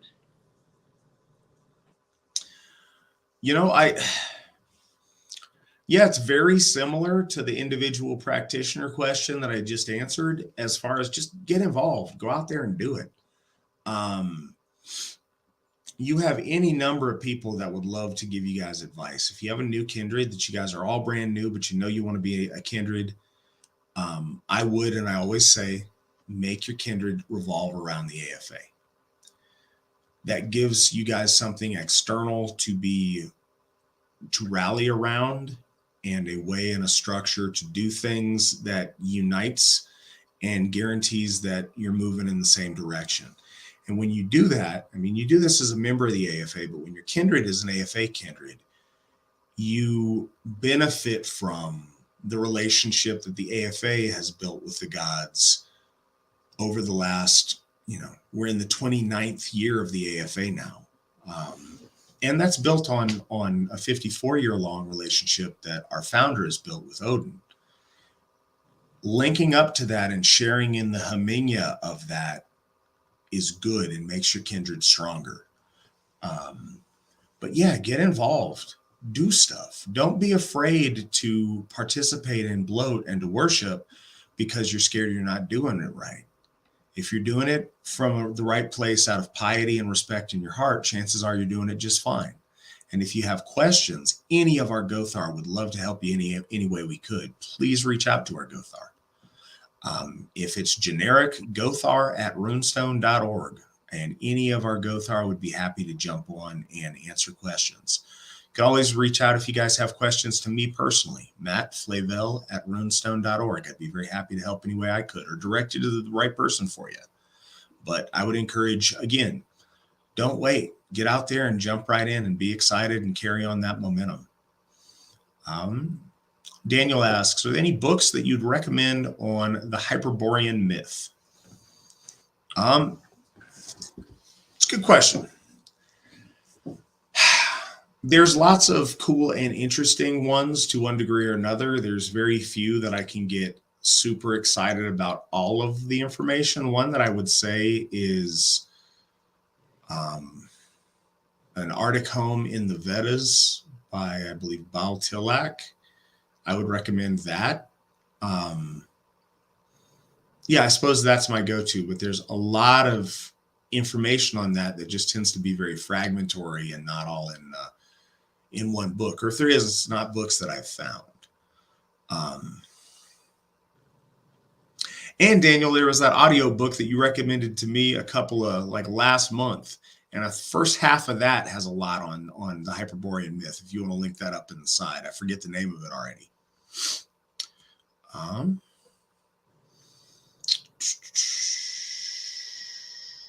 Jennifer and Justin, what's your thoughts on white education and why they don't teach kids white history but demand they learn black history?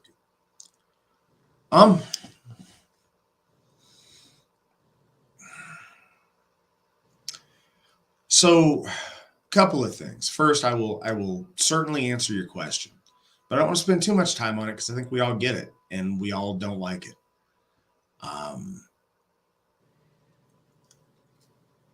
No, there is the reasons that they do those things are all in a spectrum that, a bunch of slightly different theories that are all in the same basic thing: to beat white people down and to artificially raise other groups of people that aren't white up. One truth of, if you want to make everybody to the same, and I don't think they want to make everybody the same at this point. I think they want to get rid of or diminish us. But if you want to make equality happen, two things, you can get there one of two ways, or a combination of both. You can make the underperforming people perform. You can encourage those people to perform better so that they can bring themselves up to the rest of folks. Or you can take the high achieving people and you can hurt them and diminish them and bring them down to the level to where everybody else is. And I think that's part of what's going on. And I think another part is there is a hatred of white people in the West and certainly in this country by the very loud forces of the media and Hollywood that have gotten a momentum and a life of their own of trying to literally destroy or end whiteness, as they say. And it's evil and it's bad and it's wrong. But take heart, that's why we're trying so hard. And we're very lucky in this country that we're able to do homeschooling so readily available. And so we've worked really, really hard to get the AFA Asatru Academy up and running. And we're almost, we're over halfway through our first year on that. Now, the first year it was just kindergartners because we're figuring it out. but I've been promised that at the very least, we're going to have kindergarten, first and second grade curriculum already in this fall. And we're going to continue at that kind of a pace until we have a full K through 12 curriculum for our homeschooling program, because, that's essential. It's really easy to see how terrible a lot of options are. But what's much more important is that we see what good options are and that we take advantage of the good things that we have. And we've got a lot of great people working really hard on that curriculum. Even our enemies, upon evaluating our curriculum, begrudgingly say it's amazing curriculum. They just don't like us. So it's fantastic. We are absolutely dedicated with each new student to make sure that our program is compliant with all of the rules of the state that you're in. And that's such a big thing. I know that parents are scared, like, man, does this count? Man, what if my state's really restrictive? There's all these hoops. We're there to hold your hand through that so that we can do that together. That's a huge priority for us, and it's something that we learn with each new student from each new state. We perfect our program to where it is completely legitimate and meets all of the standards for the state that you're in. And we gear it towards the toughest states so that it's, more guaranteed to work for any state that you apply. And also, we're trying to get it squared away for the Canadian provinces that are friendly to homeschooling. So we're working very hard on that. And if you guys have children that are, in kindergarten and you want to switch them over, please do that right now. If you got to be AFA members to do it, but please do that. Also, if come this fall, you have kids that are going to be kindergartners, first graders, or second graders, please get them involved. I know as a new parent that it is terrifying what's out there, but I'm so excited that we have this program in place to where I can put my daughter when she's ready to go to school or when she's ready to be enrolled. So know that that's there and that that's an option. And, I think that we can all see the terrible agenda that's out there in educating white children these days. How many members does the AFA have now? And can you make a special announcement when we hit the 1,000 mark? I can and I will. Try to shut me up when we reach 1,000. I'm going to be obnoxious with just how excited and proud I am when we reach that. Because it's something we put so much time and effort into building, and it's taken a long time, and we're doing the very best we can. So we're seeing the fruit of that, and we're getting really close. So you ask how many we have. As of right this second, we have 987 members. We try to do regular maintenance with our database to where we're not counting people that aren't current, that aren't active, and we're trying really hard to keep that to be a very honest number, and we prune that every day. So it slows the rate of getting the number up there, but it's honest. And we know that when we hit it, we hit it. So we've got 987 right now. That means we are 13 away from hitting that 1,000 mark, and we will celebrate and be excited and announce it all over the place as soon as we hit it, because I'm very proud of the hard work folks have done. What is, how long does the membership application process take usually? From Willow, I've seen your application go through. We're working on that right now. It takes up to a week to get figured out before a person gets sent their initial invoice. It can be done sooner than that. The first step is we run, background check stuff through security and make sure that all looks good. And then we have one of our folk builders reach out and have kind of an initial just interview and make sure everybody's on the same page. And then we send out an invoice. So your situation is in process. We are very excited that you applied, and yeah, we're still waiting on that initial deal, but at a maximum, that's going to take 1 week.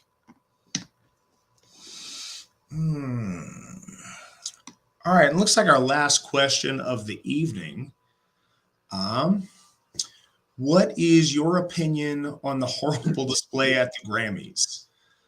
All right, Jason, do you got thoughts on the crazy, deviant, devil Was that the devil guy? The celebration at the Grammys? The Sam Smith devil guy thing? Yeah, I believe that's what they're referring to, although I assume the whole thing was a travesty. Yeah, I catch little things here and there. Like when I go on my Google, I hear people pissing and moaning about whatever. I think it's funny that people calling it evil and all this, and that he was satanic, and they were trying to push this satanic agenda. I didn't watch the performance, so I don't know what, but it just seemed like people were overreacting on. I mean, that was pretty messed up thing that he did at the display and whatever the show he did. In my opinion, that's just kind of he's trying to be an edgelord or something. But yeah, I think people are overreacting. Give him attention. So on one level, I don't take it that seriously, not because I don't think it's a real thing, but because my expectations for the entertainment and Hollywood kind of circle is so very low. We are in a time where the social elite, cool crowd, musicians in Hollywood go so far that they're in an active competition with each other to see how disgusting and how extreme and how degenerate they can possibly be. And, I think that they get to a point to where you run out of anything reasonable and you've got to overtly do Satanism to try to be shocking because you've lowered the bar on shocking so highly. And it's almost comical, except for you have kids looking up to these people and watching it. I don't watch any of those kind of things anymore because I don't like this cult of Hollywood and the actors. I think at a different time and a different place in this country, it was probably pretty cool back in the, 30s through 70s. It was probably a neat thing. But it's gotten so extremely politicized, far left, and degenerate from any values that I recognize that, this is one of the things in our circles. There was a time, and I think that we all go through this in different periods, where a bunch of us needed to wake up or be red-pilled, as it were. And then there's such a thing as ODing on the red pill.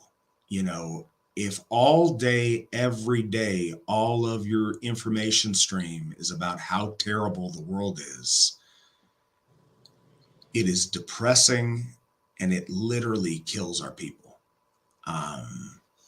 The depression, and this is a thing that I'd like to speak on. The suicide rate of white males in this country it's staggering. All of the forces out there that put so much effort into beating us down and hurting us psychologically, it has a huge effect. And when all we see is a steady flow of just how terrible things are, it can be crippling. And it cripples a lot of our people to the point where they don't see a point in continuing to live, or they find themselves in a vulnerable spot. They look on their news feed and all they see is how terrible everything is. And they make decisions that are very permanent solutions to very temporary problems. And that's really unfortunate. So I try to not focus on that stuff. I know it's there. I don't want to remain ignorant to it. But I'm so disgusted by those folks. I don't watch that junk, and I don't want that junk invading my life more than it has to. I try really hard to focus on the positive things that we can do. And, every new series of grossness out of Hollywood, I try to avoid that as best I could. Do you think in the future whites in America and possibly Western Europe will be treated like the whites now are in South Africa, and if they become the minority? What do you think on that, Jason? I don't know. We keep going the way we are, society and all the other stuff. Who knows? It could happen. I don't know. This world is falling apart. There are things that are happening that I never thought I would see in my lifetime or ever. So who knows? It's kind of a messed up world. Yeah, it really is. I think that, it goes on the last questions, but it's not wrong for you to ask the question. The negativity is difficult because sometimes it's really hard to find a way out of that or a way to address that. So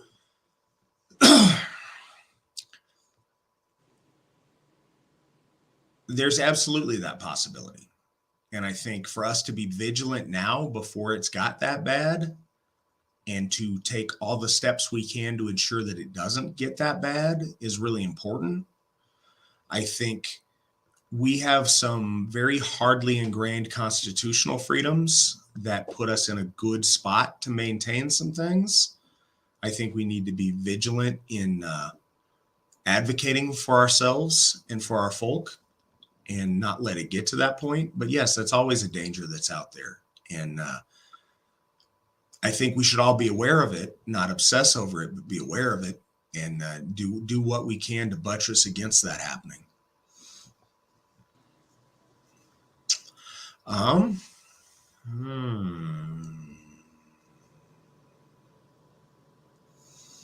Okay, I've been to prison before. What do you mean by going through a background check?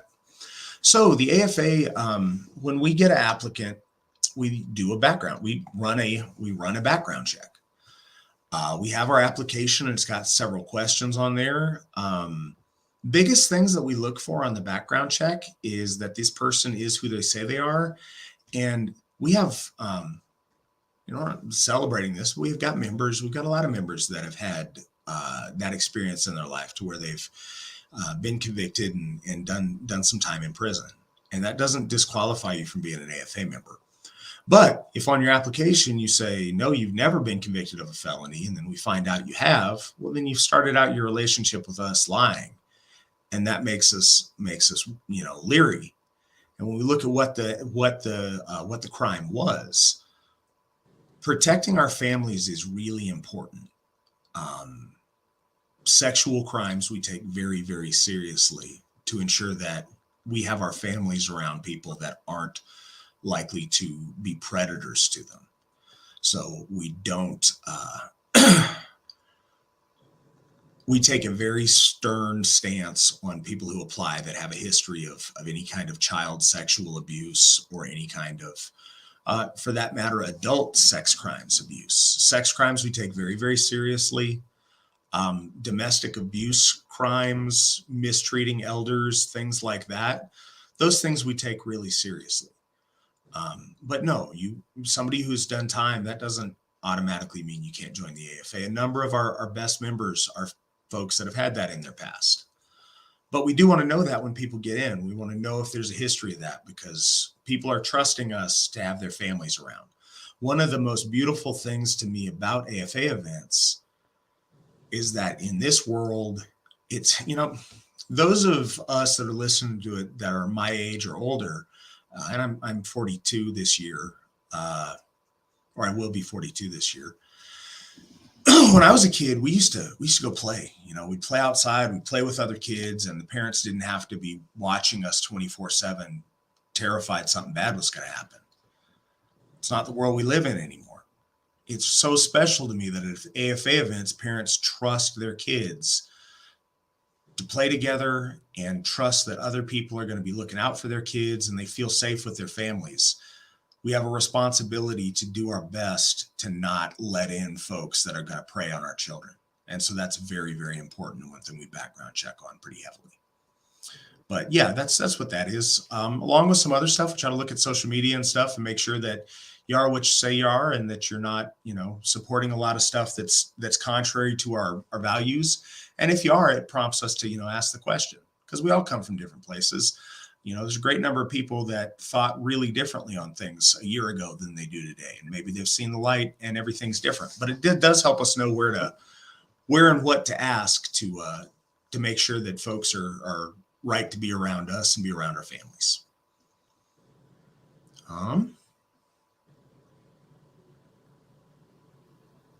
I asked this to your great compatriots in the last stream, and they told what they knew of what you have talked about these people. But can you explain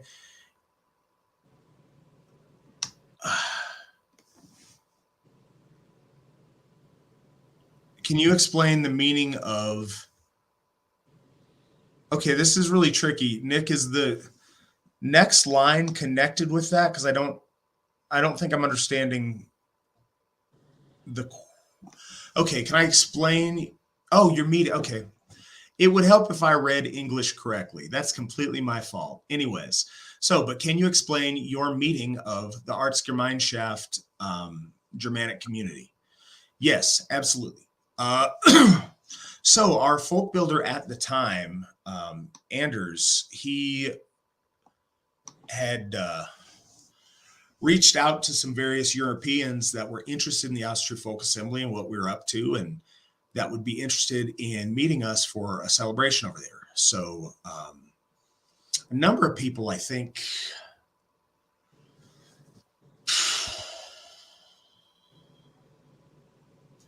4 gentlemen and 3 or 4 ladies from the Artsgemeinschaft showed up.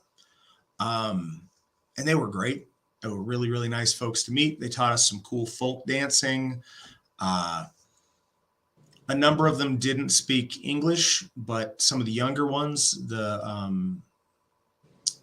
forget the name of his position, but the guy that was their leader, his daughter was there and she spoke very good English. So she was able to translate between us really well.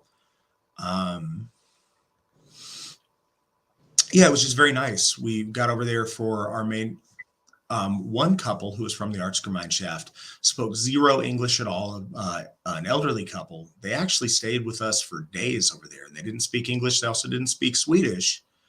And our Swedes didn't speak German. And none of us American. I, as a hobbyist, speak a little bit of German. So I was so excited when I could say kindergarten level German stuff and these people understood what I was saying. But we had a very lovely time with them. And they, again, the communication wasn't there, but the folk was, and you could feel that. And they hung out with us for a few days before the event. But yeah, they came over there to a bloat and a sumble that we did. And it was very, very nice. Can't say enough about them. They were great people. I'm really honored I got to meet them. Following up, and I assume with this, because he's, one of their big guys that I did not know about until I went to this event, was Jürgen Rieger.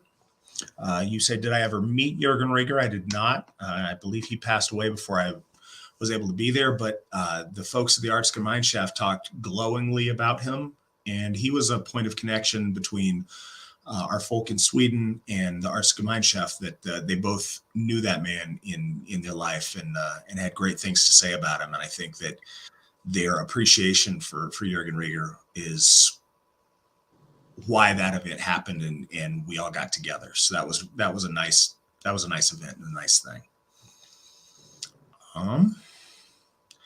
Last question. Okay, this may be the actual last question. Although something comes up, I will gladly answer it. What musical instrument is your favorite? All right, Jason, what musical instrument is your favorite? I would have to say the guitar. The guitar, the drums too. But then yeah, top choice, but there's a lot of instruments that are cool. Like the Carnix. That'd be cool. There's a lot of cool stuff. I am not musically inclined as far as creating music. I love listening to music, but I'm not musically talented. I would have to say the violin is my favorite instrument, either, as a classical violin or as a fiddle. I think it's amazing. A lot of respect for people that can play the violin. I think it's beautiful. I love the classical interpretation. I love the folk and Celtic interpretation of it. I love it in the bluegrass. I really like violin. I played the viola for a little while in 5th grade. There you have it. That didn't go very far. All right, guys. Well, Jason, thank you so much for being a guest tonight. And thank you for your amazing example of perseverance. We all look up to you for it. Thank you for having me. Honored to be on again. It was a great time. All right. Well, I'm sure we will have you on here more in the future. And